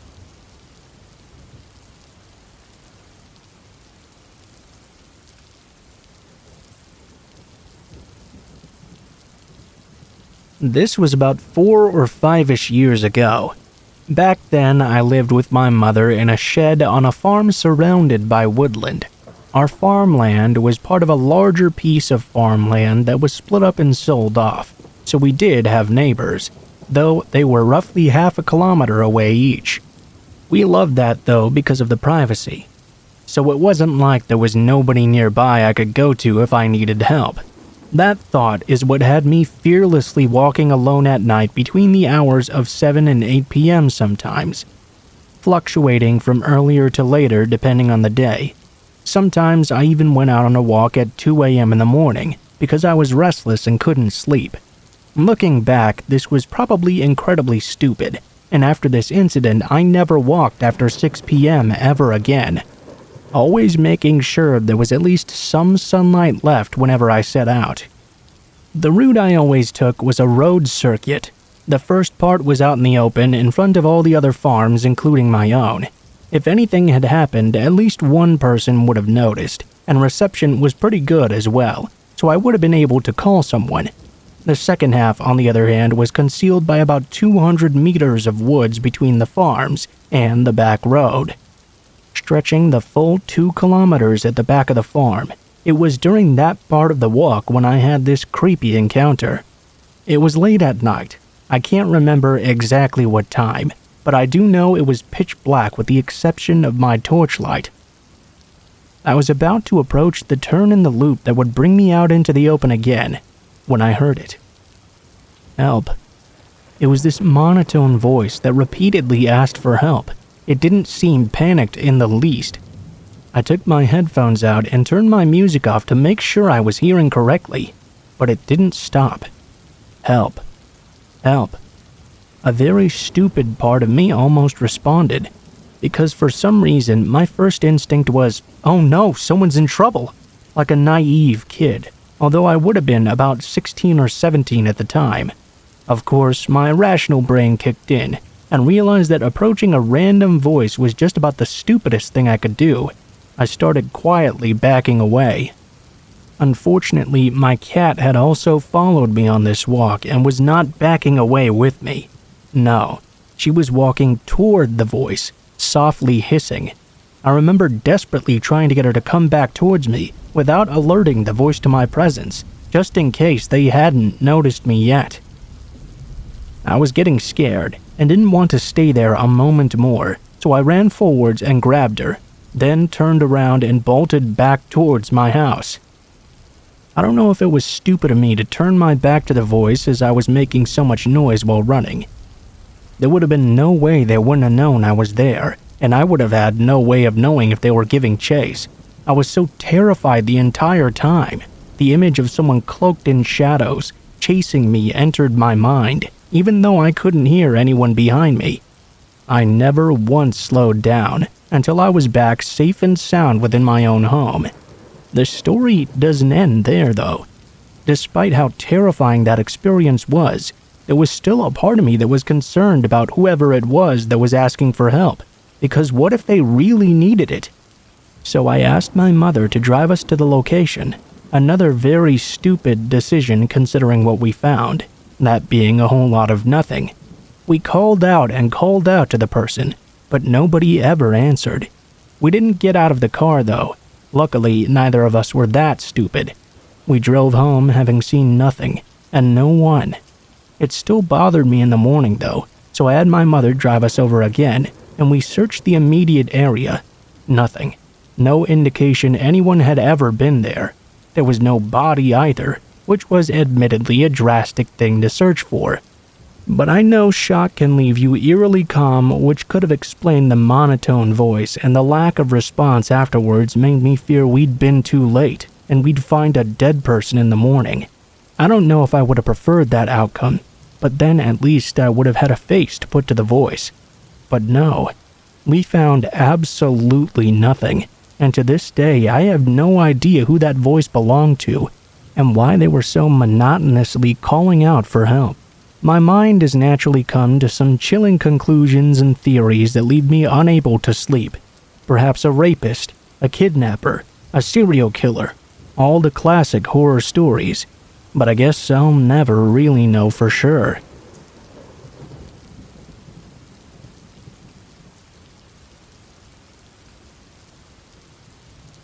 A few years ago, I was renting a house in Northern California. The neighborhood was just outside the suburbs. It seemed like the perfect balance of having space and having nice neighbors, close enough to not feel isolated. The area had no streetlights though, so it was very dark at night, especially if there were clouds blocking out the moonlight. This didn't really bother me though. Actually, it made my house feel even more quaint on dark nights. I got home from work one day in midwinter. It was a very cloudy night, so pulling up to my house, I saw only what my headlights and front porch light illuminated. When I got out of my car, though, I immediately caught a whiff of cigarette smoke. That was very odd, as I had never smelled that before around the house. I didn't see anyone nearby, though, so I ignored that smell and went inside. I had just gotten off a shift with a few hours of overtime, so I was extremely tired. Even though it wasn't even 7 o'clock yet, I decided to take a shower and call it a night right away. I was abruptly woken sometime later, sure that I had just heard a noise inside my house. I wasn't worried right away because my friend would sometimes stop by to use my shower after work. On his way to his night classes, I had even given him a spare key so he could stop by if I wasn't home. He would always text to let me know beforehand though, and I had never heard my phone go off. I reached over to my bedside table and picked up my cell phone to see if my friend had sent me a text and maybe I'd just missed it or something. The bright light from my phone's screen and number pad blinded me. These were the days before phones had a light sensor that would dim the screen in the dark. This particular phone was so bright I could even use it as a flashlight by itself. Through squinted eyes, I could make out that it was around 9-something, but I couldn't really tell yet if I had an unread text or not. I set my phone aside and called out my friend's name. There were a couple of seconds of silence before I heard loud footfalls as someone started sprinting through the bottom floor of my house. I leapt out of bed by instinct and ran over to the closet. They were already up the stairs by the time I had opened the door and stepped inside. That house had 3 rooms upstairs, 2 bedrooms on either side of the hallway, the one I was in and a spare, and a bathroom at the end. The bedroom doors were both closed, but the bathroom door was cracked open. I heard whoever was in my house thunder down the hallway, right past my door and into the bathroom. Thank God he did that. That gave me just enough time to open the attic access in the ceiling of my closet and hoist myself up. I had just started to lift myself when the person ran back out of the bathroom. My feet were just barely inside the attic when my bedroom door burst open. I heard footsteps run into my room and stop. When they didn't see me in that room, they ran back out into the hallway and into the other room, which just had stacked boxes in a corner, some weights, and a table where I painted my miniature models. I guess they decided that if someone were hiding, it would be in the bedroom, because they charged back into my room and turned on the light.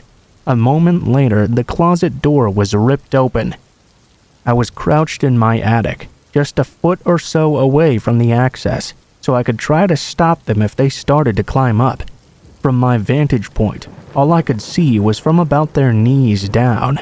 They were wearing dirty blue jeans with frayed cuffs and worn work boots. After a few seconds of looking in the closet, they stepped away, and I heard a loud crash coming from my room, followed by screams of frustration and anger. That scream was the most unnerving part of the incident for me. It reminded me far too much of my stepfather, who would scream in a similar way when he lost his temper. He would eventually be put in a mental hospital for several mental disorders that resulted in erratic and violent tendencies. The man in my house ran back down the stairs. I could hear the crashes and clatters of random things as they were thrown around, and furniture was knocked all over the place. I stayed crouched there in the attic. I had left my cell phone down there when I ran for the closet, and I wasn't certain I could climb down without him hearing me. After some time, the noises finally stopped.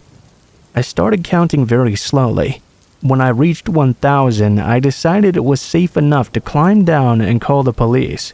The first thing I noticed when I exited the closet was that the intruder had flipped my bed completely over, I assume in an attempt to find me. That was the loud noise I had heard after he stepped away from the closet. I couldn't find my cell phone anywhere, so I went to the landline by the bed and called the cops. I waited in my room until I heard them call out from downstairs. The first floor was a complete mess, but I had expected that. Chairs had been knocked over, the sofa had been flipped. All the books, pictures, and knickknacks I had on my shelves were strewn across the floor. The cupboards in the kitchen had been opened, and all the boxed and canned foods had been thrown to the ground. As far as I could tell, though, the only thing missing was a single knife out of the wooden block in my kitchen. The police checked the house from top to bottom. They found that the side door had been forced open by something like a crowbar. They also found a few cigarette butts along my fence line, along with some foil and an empty pen tube, which the police said people often use to smoke meth, so they think he had been watching my house for a long while. I realized that he must have been out there smoking a cigarette when I got home. They collected up the evidence and told me I should stay with family or friends that night and get the door fixed as soon as possible. I opted to just not sleep. I moved a shelf over to block the broken door and spent the next couple hours cleaning things up. I would often go to the window with a flashlight and shine it along the fence line where the police found the cigarette butts and foil, but I didn't see anything. The next day, I called to have the door fixed and the motion lights installed at the back and sides of my house. I ran a phone cable up into the attic as well and added a landline there. I never wanted to be stuck up there without a phone again. Nothing else really happened in that house, though. I lived there another 3 years without any more incident. One more precaution I took, though, was practicing getting out of my bed, going to my closet, and climbing into the attic as quietly and quickly as possible. I even kept at this when I moved, except now I would go into a crawl space at the back of the closet instead of the attic. I try not to think about what would have happened had I been just a bit slower getting to the attic, or if he hadn't gone into the bathroom at the end of the hall first.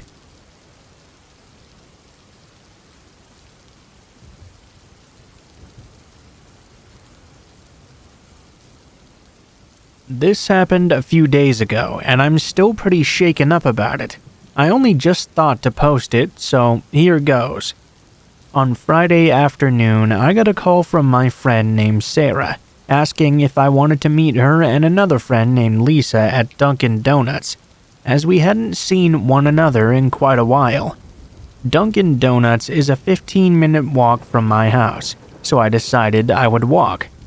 Besides, the weather was fine.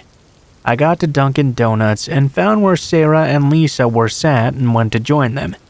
As we were chatting, I noticed that my sister Elena was sat at a table in the corner of the room with her friend Jess. For some context, my sister and her friend are both 18. My sister still lives with my parents, whereas I live alone.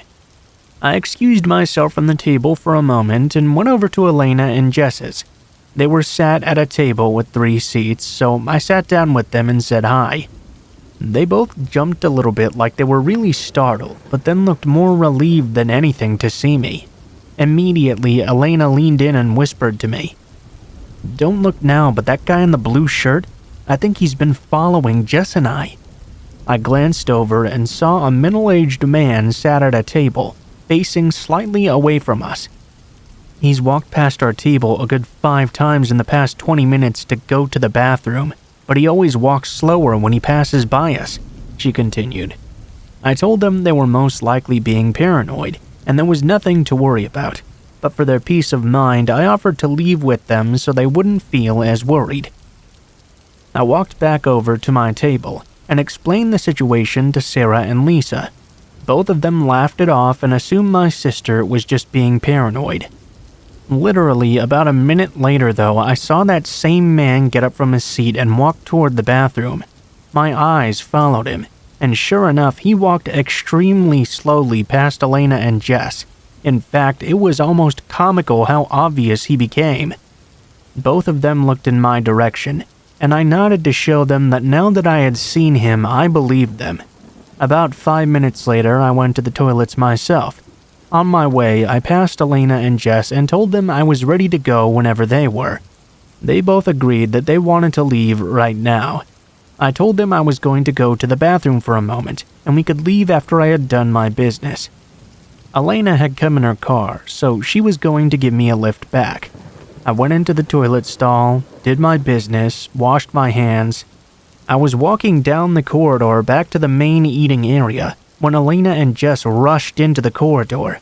I asked them what was wrong. They explained that another man had joined that strange creeper, and the men were both pointing and staring at them, so they rightfully felt unsafe. We walked back into the eating area. I put my money on our table and explained to Lisa and Sarah that I was taking off, and I would explain what was going on fully when we got home. We all got into Elena's car and left those creeps in the car's rearview mirror. After a 2-minute drive, we reached my house. Just then, I remembered that I had been meaning to return something I had borrowed from my mother, so I asked if Elena could drive me to my parents' house, as she was going there anyway. I jumped out of the car to get what I needed, when suddenly my phone rang. It was Elena. She explained that a car had just driven past and pulled into a driveway. She said the driver of the vehicle was that same creep from Dunkin' Donuts. I took a peek out my window, and sure enough, there was a car which didn't belong to the owner of the house, parked right on their driveway. I ushered the girls into my home and locked the door. I instructed Elena to take a photo of the car and its license plate, while telling Jess to call 911. She gave the operator more information than I could. Elena took the photos and we sort of gathered around Jess as she was speaking to the operator. She had finished telling the story, and I heard the operator assure us the police would be at my house soon. Just a few minutes later, there was a loud knock at the front door, followed by a loud voice shouting, "It's the police!" We all breathed a sigh of relief as I went to open the door. Jess told the operator the police were there and went to hang up. I was just in the process of unlocking the door when I thought to look through the peephole at the top. I peered through, but what I saw was not a police officer. It was the same man. I froze in fear and didn't know what to say. We didn't call the police," I managed to shout back at the man through the door. Elena and Jess were both very confused as to why I was doing this. We had a call, sir," the man shouted back. "You must have the wrong address." I informed the girls it was the creep at the door and not an officer. Both were rightfully shocked and extremely scared, as was I. I was about to tell Jess to call the police again, until I heard the sirens. The man began to panic. "Sir, you have to let me in right now." This time I didn't answer. He was pounding on the door. His commands for me to let him in turned into pleading and begging. I heard the police car pull up and some commotion outside. An actual officer then knocked on the door, and I let him in. And yes, I did check the peephole first. The police officers took the man into custody, while another police officer took Elena and Jess into the dining room for some brief questioning. I called my parents, and Jess called hers. Both were here extremely quickly once we told them what had happened. The man was found with a kitchen knife on his person, and some other weapons in the car. Who knows what could have happened if I hadn't had the instinct to look through the peephole first. Both my sister and her friend are fine, although they are shaken up after the whole incident.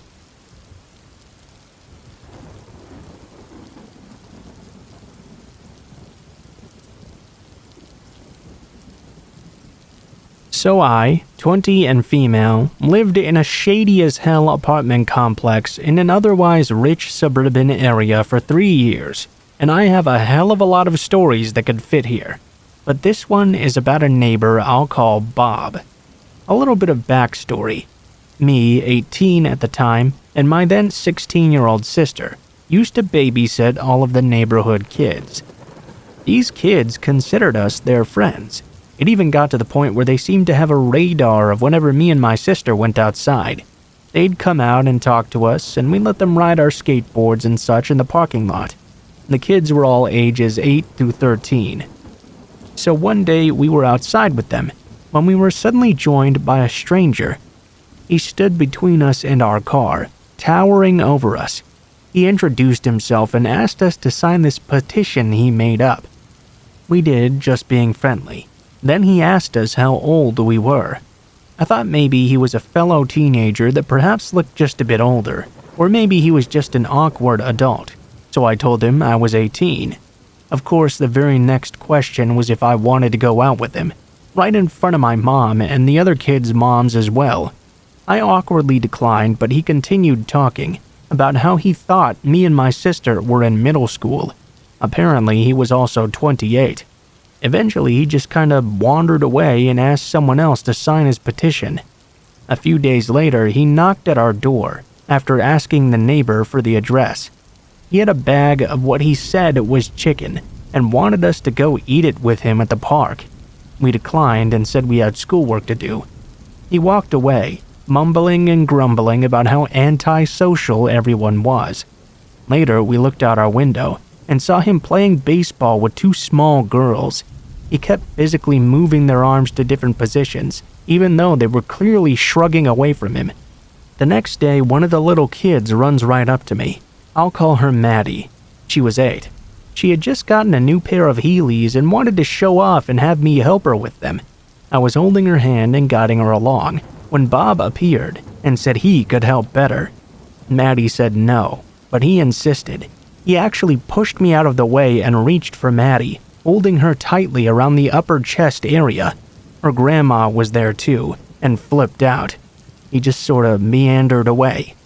The next day, Maddie was freaking out, saying Bob had been sitting on her porch when she left for school that morning. Her parents found out, and as they walked outside, he let himself in. He went into their kitchen and started making orange chicken. We later found out another neighbor had a similar story as well. Another time, we were helping a family move. They had a 2-year-old son. The garages are in a triangle shape to the road, almost like a roundabout. There's a flat patch of grass behind them. Well, here comes Bob to help us. He criticized the way we packed things and didn't help until our neighbor politely asked him to leave. Well, he left the garage, but instead of actually leaving, he asked the 2-year-old if he wanted to go off and play. When the kid said no, it made him angry. He picked up the kid to play, and the kid slapped him. He asked if the kid wanted to go behind the garages now. The kid's mom hadn't noticed yet, so I went with them and guided the kid back to his mom. The climax of this story is when my sister and I went on a walk with our 17-year-old friend and her other friend. Maddie ran up to us and wanted to come along. So here we are, starting our walk, when Bob comes out. He sees our friend and immediately asks how old she is and how much she weighs because she's so skinny. He asks where we're going, too. My friend tells him we're going for ice cream on a girls' trip. He got real mad and stomped away. We continued our walk, but halfway through, I got this weird feeling, so I looked behind us. Bob is sprinting towards us. He yells at us for hiding from him, while also telling Maddie how pretty she is. An older neighbor saw this and immediately asked what was going on. He told the man we were being mean, and he needed to go write a song about us or something. He left, but later we saw him sitting at the park. When he saw us, he instantly came running again. We stop, and he asks us which one of us is over 18. Maddie's dad was there at this point, and told him we weren't interested in him. He exploded, telling the dad to fuck himself and various other rude things and expletives, also calling me a bitch. Maddie was crying, and the neighbor who saw us before rushed over to check on us since he'd seen Bob running. Bob went inside muttering to himself. For a few weeks, we didn't see him. A single dad and his 5-year-old daughter moved in, and we were introducing ourselves to them. My mom kind of tipped him off that there was someone in our building who was a little bit off, especially around Maddie. The dad said he'd seen someone like that giving candy to kids at the pool while they seemed uncomfortable. Here comes Bob as if on cue. He immediately tells the girl in front of her dad that she looks like a movie star and how pretty she is. He asks to take her off and play with her, but the dad says no, of course, and they go inside. Turns out they were next-door neighbors. We still didn't see him much, but the other neighbors were telling us all kinds of horrible stories about him. There was a woman who was alone most of the day with her 2 kids under 5, who told us he stared and watched her whenever she went to and from her car. Maddie's parents continued to see him watching her, too. Then one day, again, we're babysitting, and here he comes, only this time he's swinging some nunchucks. Maddie screamed and hid in our car. He strolls over, nunchucks in hand, and starts talking to us all casual, but then he starts looking around. Where's Maddie? We told him she wasn't here, and he seemed to walk away. By then, most of the kids were afraid to go outside whenever they saw him. He had a habit of wandering around the complex. We could tell by his height and lanky gait. A few times, we'd see Bob with his dad. Those times, neither even glanced at us.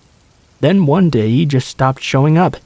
We'd still see his dad and brother come in and out all the time, but we'd never see him. We only saw him again a year later, and it was only for one day near Christmas. Then he disappeared altogether. I really don't know what happened to him, but it was just one of those weird experiences with neighbors in the 3 years we lived there.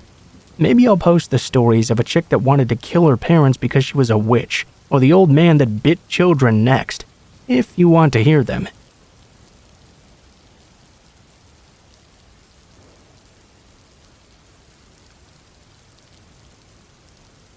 Before we start, remember kids, stranger danger. If you don't know 'em, don't give 'em the time of day. This was about 15 years ago or so. My parents had gone out for a nice dinner for their anniversary, and decided that I was old enough and responsible enough to be left alone, at least just for a few hours on a weeknight. I was almost 9 at the time, and we owned a fairly protective dog as well, so what could possibly go wrong? They leave and tell me to lock up and call if anything happens. I do so and immediately proceed to party around the house like a rock star, because dude, I had the whole dang house to myself, and I could do whatever I wanted. Hell to the yeah. About halfway through a Sailor Moon marathon, I suddenly get a knock at the door. I was confused as all get out, because it had only been about 2 hours, and they had said they wouldn't be back until around 10 anyway. I guessed Mama had left something she needed behind again and swung around to grab it.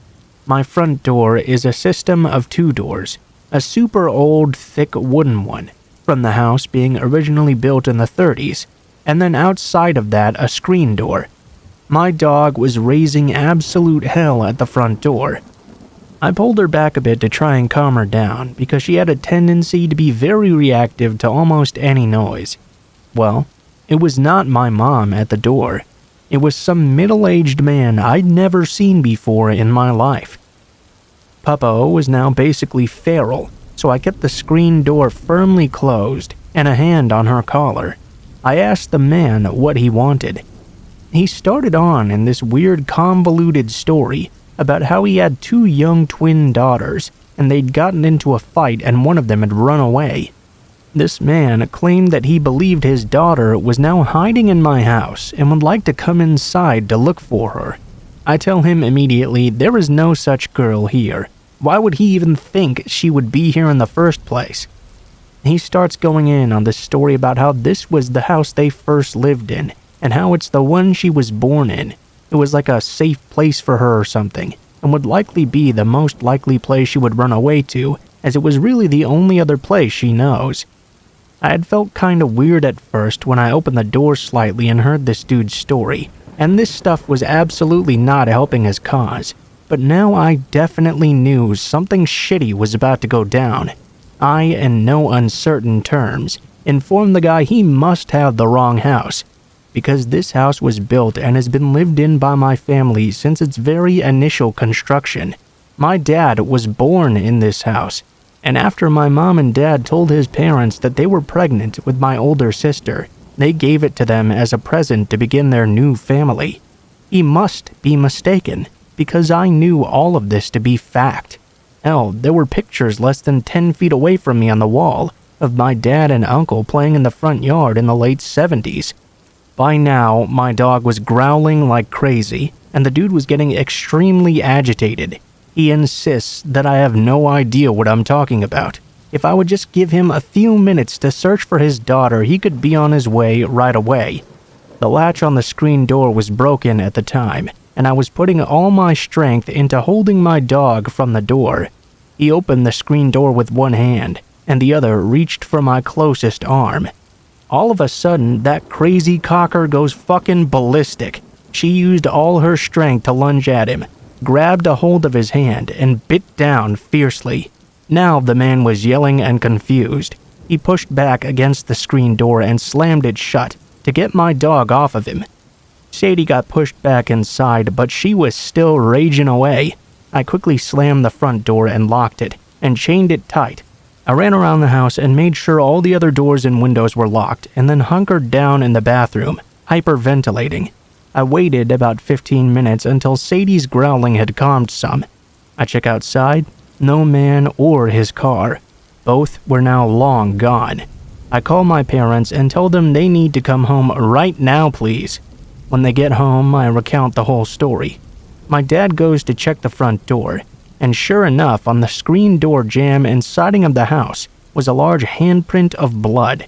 Sadie was treated like a queen and got a whole steak for her to eat that weekend.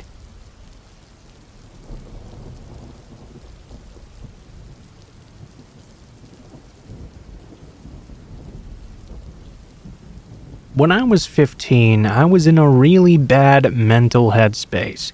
With that being said, I was depressed, lonely, and desperate for anyone's attention. So, against my better judgment, I made an account on Plenty of Fish. I understand that I put myself in a dangerous position for predators, but I also understand that any man who I told my age to should have just reported my account and not spoken to me.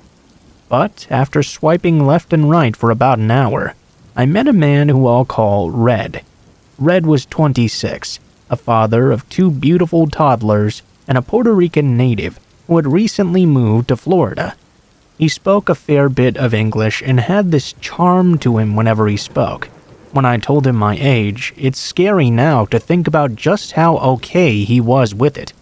He simply told me that we wouldn't have sexual relations, and our other interactions would be innocent.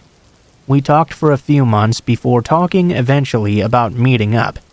When I talked to Red, I felt very happy, whole, like I finally had someone to support me. The first few times we met up, it was fine. We went to the outlets, Disney Springs, the movies. He was a perfect gentleman, held my hand, opened doors for me, and most importantly, kept his hands off me. Eventually, we did kiss a bit, but nothing too intense. About 6 months into our relationship, though, I turned 16, and I invited him to my house, through means of sneaking in through my window, of course, and he agreed. We were just hanging out watching a movie, when he kissed me in a way he never had before, in a way I'd never been kissed before. It was surprising, and without having to be said, very overwhelming. I suddenly got very scared.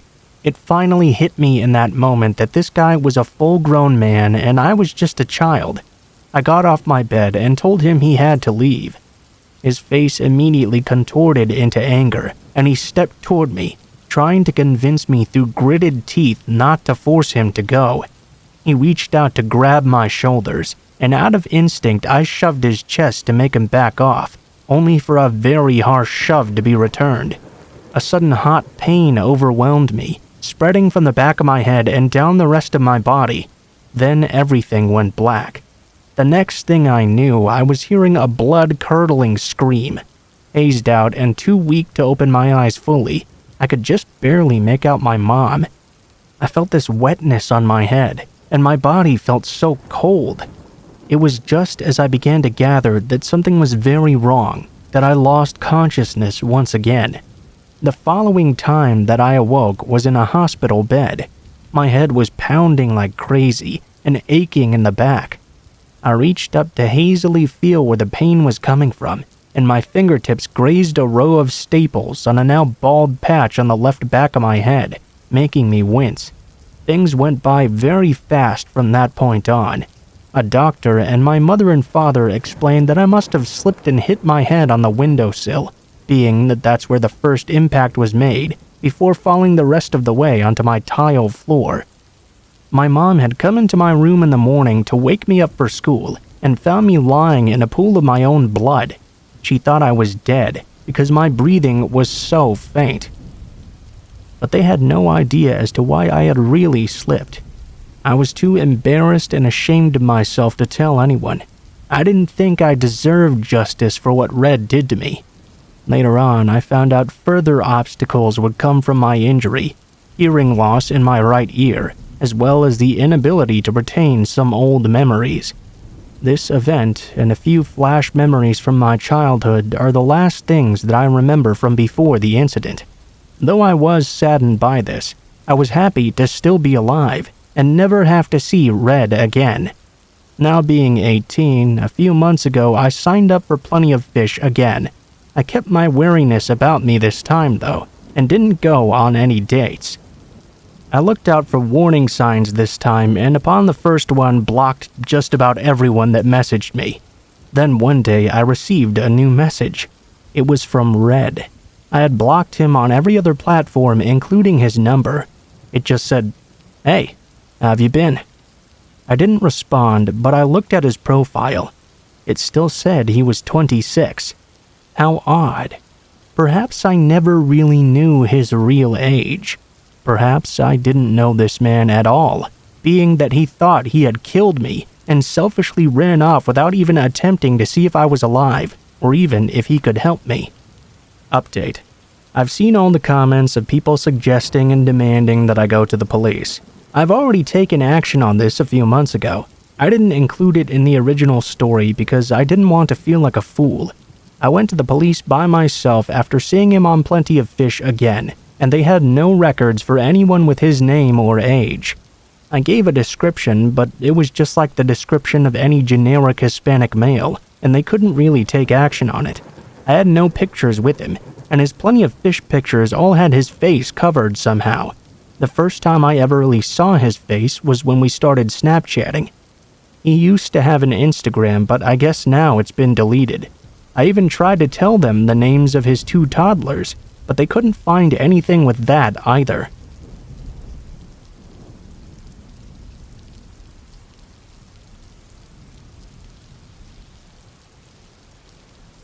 Why I love cats, or at least one of the many reasons I love cats. I work about a mile from my house in a pretty small town, 100,000-ish, very spread out though.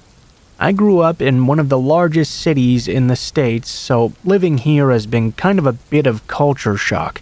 It's very easily accessible by walking, so I pretty much never drive. About a half year ago, I had just finished work at around 1 a.m. Nobody is ever really out past 8 or so here. Also a huge shock coming from that big city. So the park I walked through was utterly deserted. Mind you, I live in one of the safest countries in the world, not America anymore. So it's easy to forget just how vulnerable you can still be as a small female. I honestly didn't feel uncomfortable at any point of my walk until I rounded the corner past some basketball courts nearby my house. I was still about 2 minutes away from home, and this stretch of my walk was pitch dark. The moon was massive that night. While I had welcomed its light at the beginning of my journey, in the absence of any streetlights, it actually made things look pretty eerie. I had walked this path before hundreds of times, but tonight for some reason, something felt off. I'm not a fearful person in any sense of the word, but I was suddenly really on edge. And then I saw it. A van in the parking lot next to the courts, with its side door wide open. I picked up my pace a little and kept an eye on that van. There are usually cars in that parking lot. I live in a tourist town and backpackers often stay in their vehicles to save money. But I had never seen one with its door hanging open like that in the middle of the night. Not ever. I was so focused on that van that I missed a man walking out from the trees near the courts until he was a mere 30 feet behind me. He was walking incredibly fast, and there was very little doubt that he was heading straight towards me. I was at a complete loss for what my next action should be. Not like screaming would do much. I was still too far away from any residences. I usually carry a glass water bottle with me for protection. We have very strict laws on weapons here. But it turns out I had forgotten it at work that night. My phone was completely dead. Everything I knew better than to do, I had done that night. And as stupid as I feel writing this, I hesitated to run away, on the off chance that maybe he didn't mean to act so sketchy. I've moved past this mindset overall since, but there's still a strong part of me that balks at the prospect of making someone feel uncomfortable or embarrassed. I also hate showing men that I feel scared of them, because even if they hurt me, I'd rather not give them any satisfaction of seeing my fear. Also, I kind of knew in my heart that I probably couldn't outrun this guy with the speed he was walking. I was overthinking every little thing. I saw a little dark blur darting across the library parking lot at the back of the courts. I didn't even register what it was at first. The whole situation was so surreal. The guy was behind me now, and judging by his footsteps, he had not veered course at all. I quickened my pace a little, felt out my keys in my purse, and slipped them in between my fingers. I heard a slight jingling noise, and then everything suddenly made sense. That blur I'd seen was Apollo, a large black cat that often walked with me on the home stretch after the park. Tonight, he was doing that weird cat run, where they got real low to the ground with their ears hung back. I had an impression he was very angry, but he was moving too fast for me to see his face properly, as he rushed right past me. I kept on walking at my fast speed, but suddenly I could hear the heavy footsteps were now retreating. I didn't dare to look back and kept moving forward as quickly as possible. Apollo suddenly appeared by my side, still staying low to the ground and stopping every few feet to look behind him and hiss. Then he would do his weird cat run to catch back up with me. He walked the entire way home with me as he had done many times, but I had never seen him act like that. As we neared my gate, he visibly relaxed and flopped onto his back. I coaxed him inside before giving him some big hugs and head bumps. After that, I stopped walking home by myself at night, and still saw my sweet little cat friend very often. I never saw him behave that way again, though. Apollo unfortunately moved away 3 months ago. I still miss my little buddy and often think about how strange that night was. I wish I'd turned around to see what he did to chase the guy off.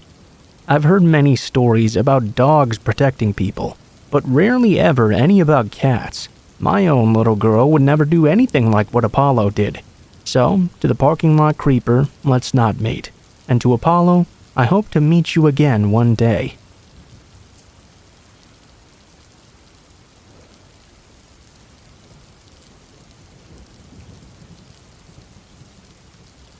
From 2006 to 2011, I worked in the electronics department at the local Walmart in the small city I lived in. Throughout those 5 years I had worked there, I had plenty of creepy encounters with strange customers, especially considering the state hospital was just across the road. This story isn't just a regular old creepy encounter though, but something that would lead to me being stalked for nearly an entire year. It all started in 2010, on a night I was working second shift. I was doing my end shift ritual when a woman in her late 40s interrupted me. She was there with a little girl, must have been no older than 3 or 4. "Excuse me, I need help with my cell phone?" She spoke very softly and proceeded to tell me her problem. "I need to turn my phone into a straight talk phone. The girl earlier said you could do it." Oh, fucking of course she did. I thought that to myself at least, but my lips instead said, "Sure, let's see what I can do." She handed me a 6-year-old phone from Verizon, and I knew as soon as I saw it that I would not be able to do what she wanted. I explained she would have to buy a new phone from Straight Talk and transfer her old number. Pretty basic shit, really. Now, I always took my job very seriously and held myself to the highest possible standard of customer service. I would often receive letters to the store from customers complimenting me, so I assure you I did nothing to actually piss off this lady, but sure as shit she was hella pissed. "Why the hell would I want to buy a new phone? I already have one." She started screaming at the top of her lungs, her claims being of me upselling her and being a corporate goon. I finally managed to defuse the situation, and as she left the department, she gave me the classic, "You'll never get a job in this town again." As I'm getting ready to leave my shift, my manager stops me and tells me I just got a complaint at customer service from a lady claiming I swore at her granddaughter. Apparently, I'd told her to fuck off. I explained what really happened, of course, and my manager just laughed it off. He knew it was very unlike me to ever say anything like that to a customer. I wish the story ended there, but then of course I wouldn't be writing this. For the next several weeks I would get complaints about things I'd never done. sometimes even on my days off. I would come in to questions from my management nearly every day. It was all complaints ranging from me being rude to a customer, all the way to me doing drugs in the parking lot on break. All of these complaints were of course coming from two women. As it turned out, it was cell phone lady and her adult daughter. It turns out they had even been scoping out my work schedule and started coming in nearly every day. They would walk through electronics to make sure they saw me and I was there. And then later that very same night, I would have a new complaint. This happened for months. It happened so much, management deemed her my favorite customer. To be honest though, I didn't care much. Actually, I even thought it was pretty funny and a bit pathetic. I never got in trouble, and everyone knew these ladies and just blew it off. I started caring though when she took it to a whole new level. She started to follow me around. I would see her when I was around town. She started to make it clear she knew where I lived and would regularly start to walk by my house. I would see her standing out front, just staring into my place. I began getting complaints to the city about my property. Grass too tall, old shed in my yard, my fire pit, basically everything. She even found out my girlfriend's name and began complaining at her job too. I knew it was her. She would make it so clear and obvious she was following me. Sometimes she would stop in and ask me questions at work and act like the nicest customer. Then she'd drop hints like, "How's your girlfriend?" Or my favorite, "How can you afford that big house on your little Walmart wage?" For about 7 months she stalked and slandered me.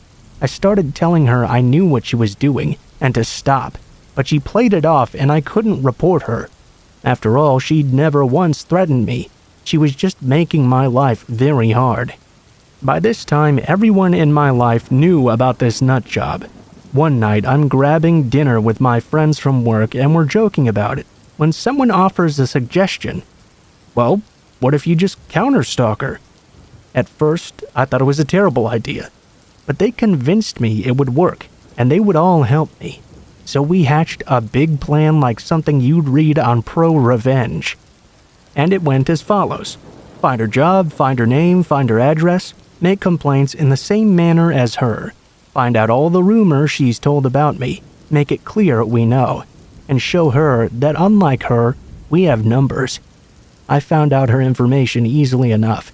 Turns out she didn't live anywhere near me. And it also turned out I was friends with a few of her coworkers. They would keep me informed on the crazy shit she said about me and even try to rein her in, and we began doing exactly what she was doing to me. We did this for about 4 months. The more we dug into her life, the more I found out about just how obsessed she was over getting me in trouble. She'd made reports I assaulted her.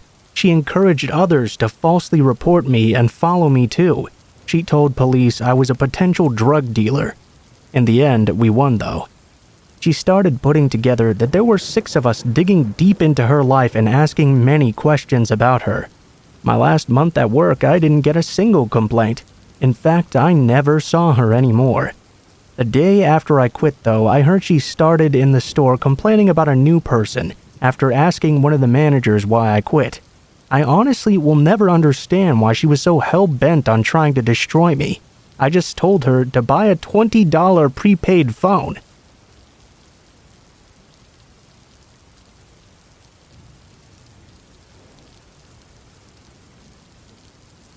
For some background, I live in the UK and go to school with a uniform.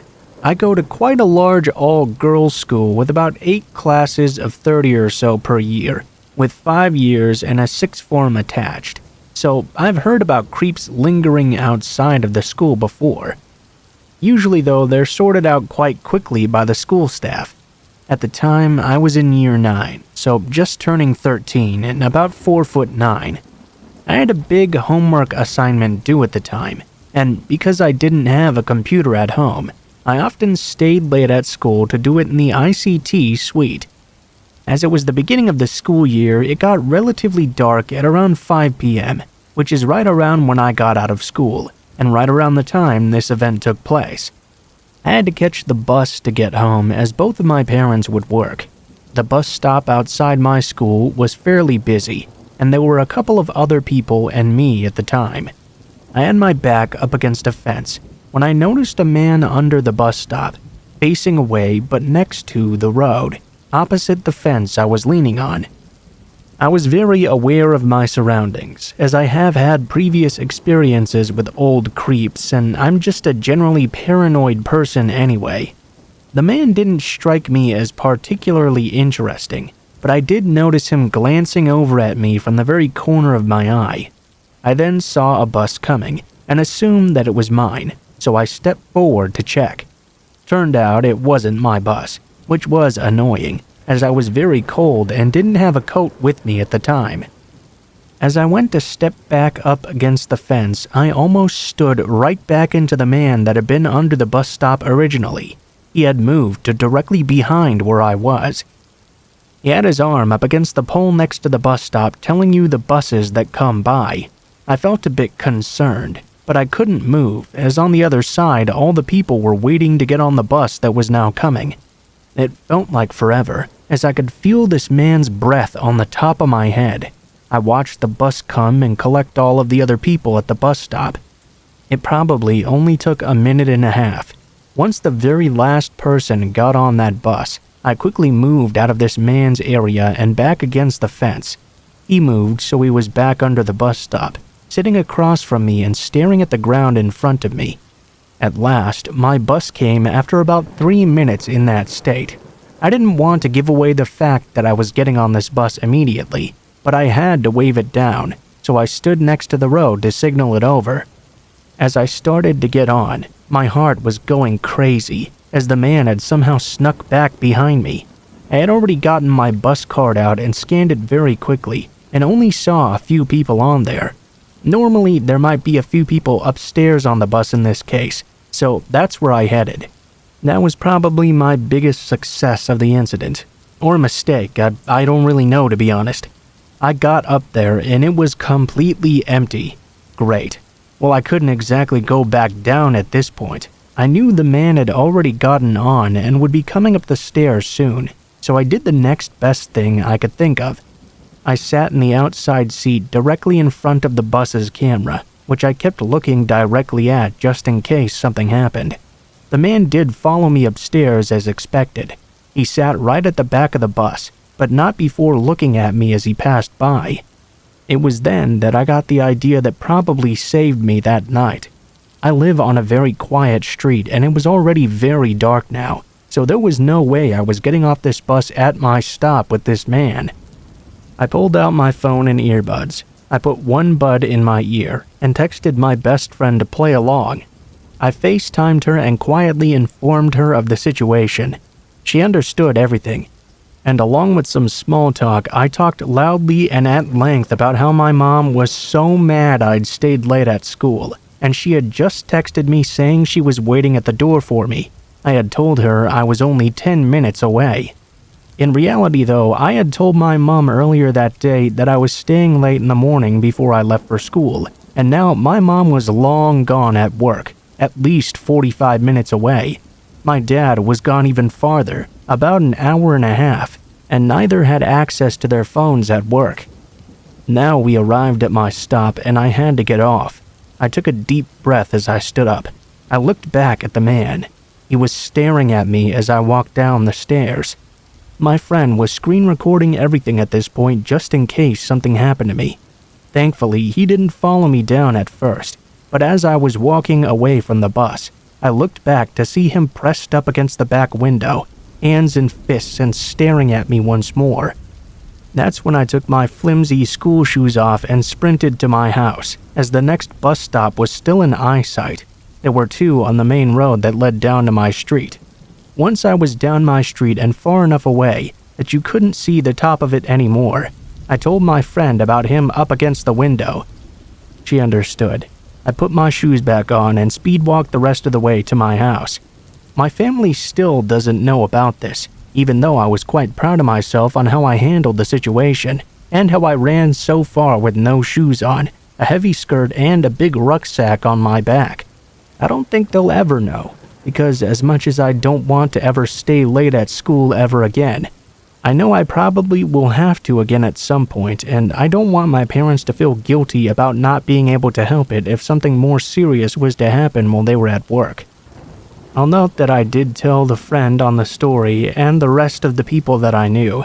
I asked my sister because I knew she would understand, and she said I should tell my parents. I think I will eventually.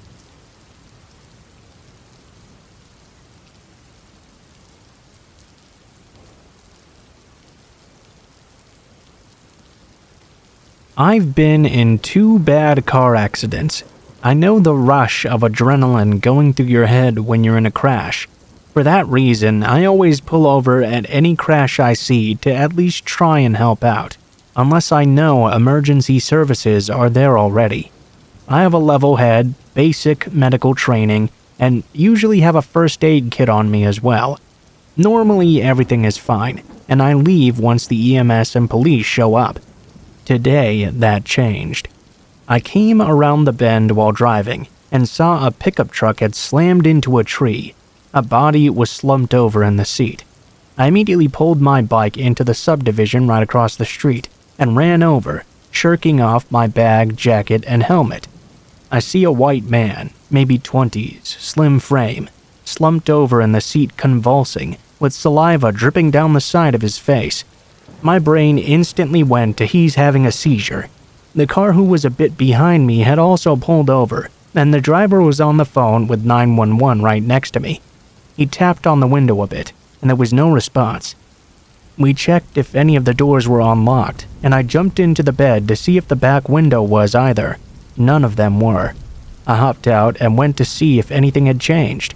The driver was now no longer convulsing, but he was still unresponsive.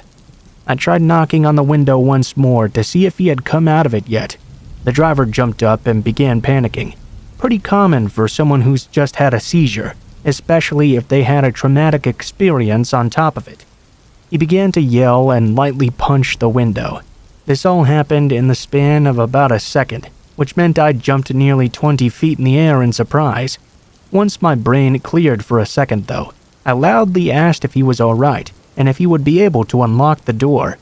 Luckily for me, he didn't understand a word I said. He slumped back over, which prompted me to knock in concern once again. He jumped back up and began immediately freaking out. After a moment, he calmed down and sat there, smiling. It wasn't a normal smile though. It was sorta haunting. His tongue was hanging out and it was extremely yellowed. The man who'd pulled over with me, Mark, came around, which brought another round of freaking out. This began the pattern of any new stimuli at all causing him to lash out. A third person pulled over and came to check in as well. He quickly came to the same conclusion. Drugs, I guess. Our driver was now in a relaxed state once more, until the sirens started. Me and the third person, whose name I never caught unfortunately, began directing traffic, while Mark kept an eye on the driver, relaying everything to 911. I had moved my jacket, helmet, and bag over to near my bike, just in case he decided to start driving again or something. Finally, about a minute after we first heard the sirens, a fire truck, ambulance, and the sheriff all pulled up. The fire truck blocked traffic from one end. After briefly talking to the cop, Mark went to start turning cars around in the other direction. A cop pulled up from the end, blocked by the fire truck. The 2 cops, determining that the driver was in a combative state, drew their tasers. A firefighter used a pick to break open the driver's side rear window. After the first hit, the driver began to claw at the back window. Once it had been pulled out, the cops began yelling at him to open the door. Par for the course, the driver didn't understand a word. They decided to smash the front window as well. After the first hit, they didn't have to do much, because the driver immediately began hitting back. He punched out the window entirely as the cops yelled some more. The driver was yelling, punching at everything, so the first cop tased him. If we hadn't heard the crackling, we'd not have even known it had worked. He was still swinging away. The second cop tased him. Still nothing. First cop again, second cop again. As the first cop tased him again with the marking of a 5th tasing, the second cop opened the door. The driver began kicking, punching, and scratching while getting dragged out of the car. The cops attempted to hold him down, but apparently drugs are a hell of a drug. The largest of the firefighters had to join in as well, just to be able to hold him down. Around this time, 6 more cop cars flew up, and they all ran over to assist. After here, though, it gets a bit boring. Mark and I had to stick around to be interviewed by the highway patrol officer who would be investigating the wreck. I guess it just goes to show that driving under the influence is not a very good idea.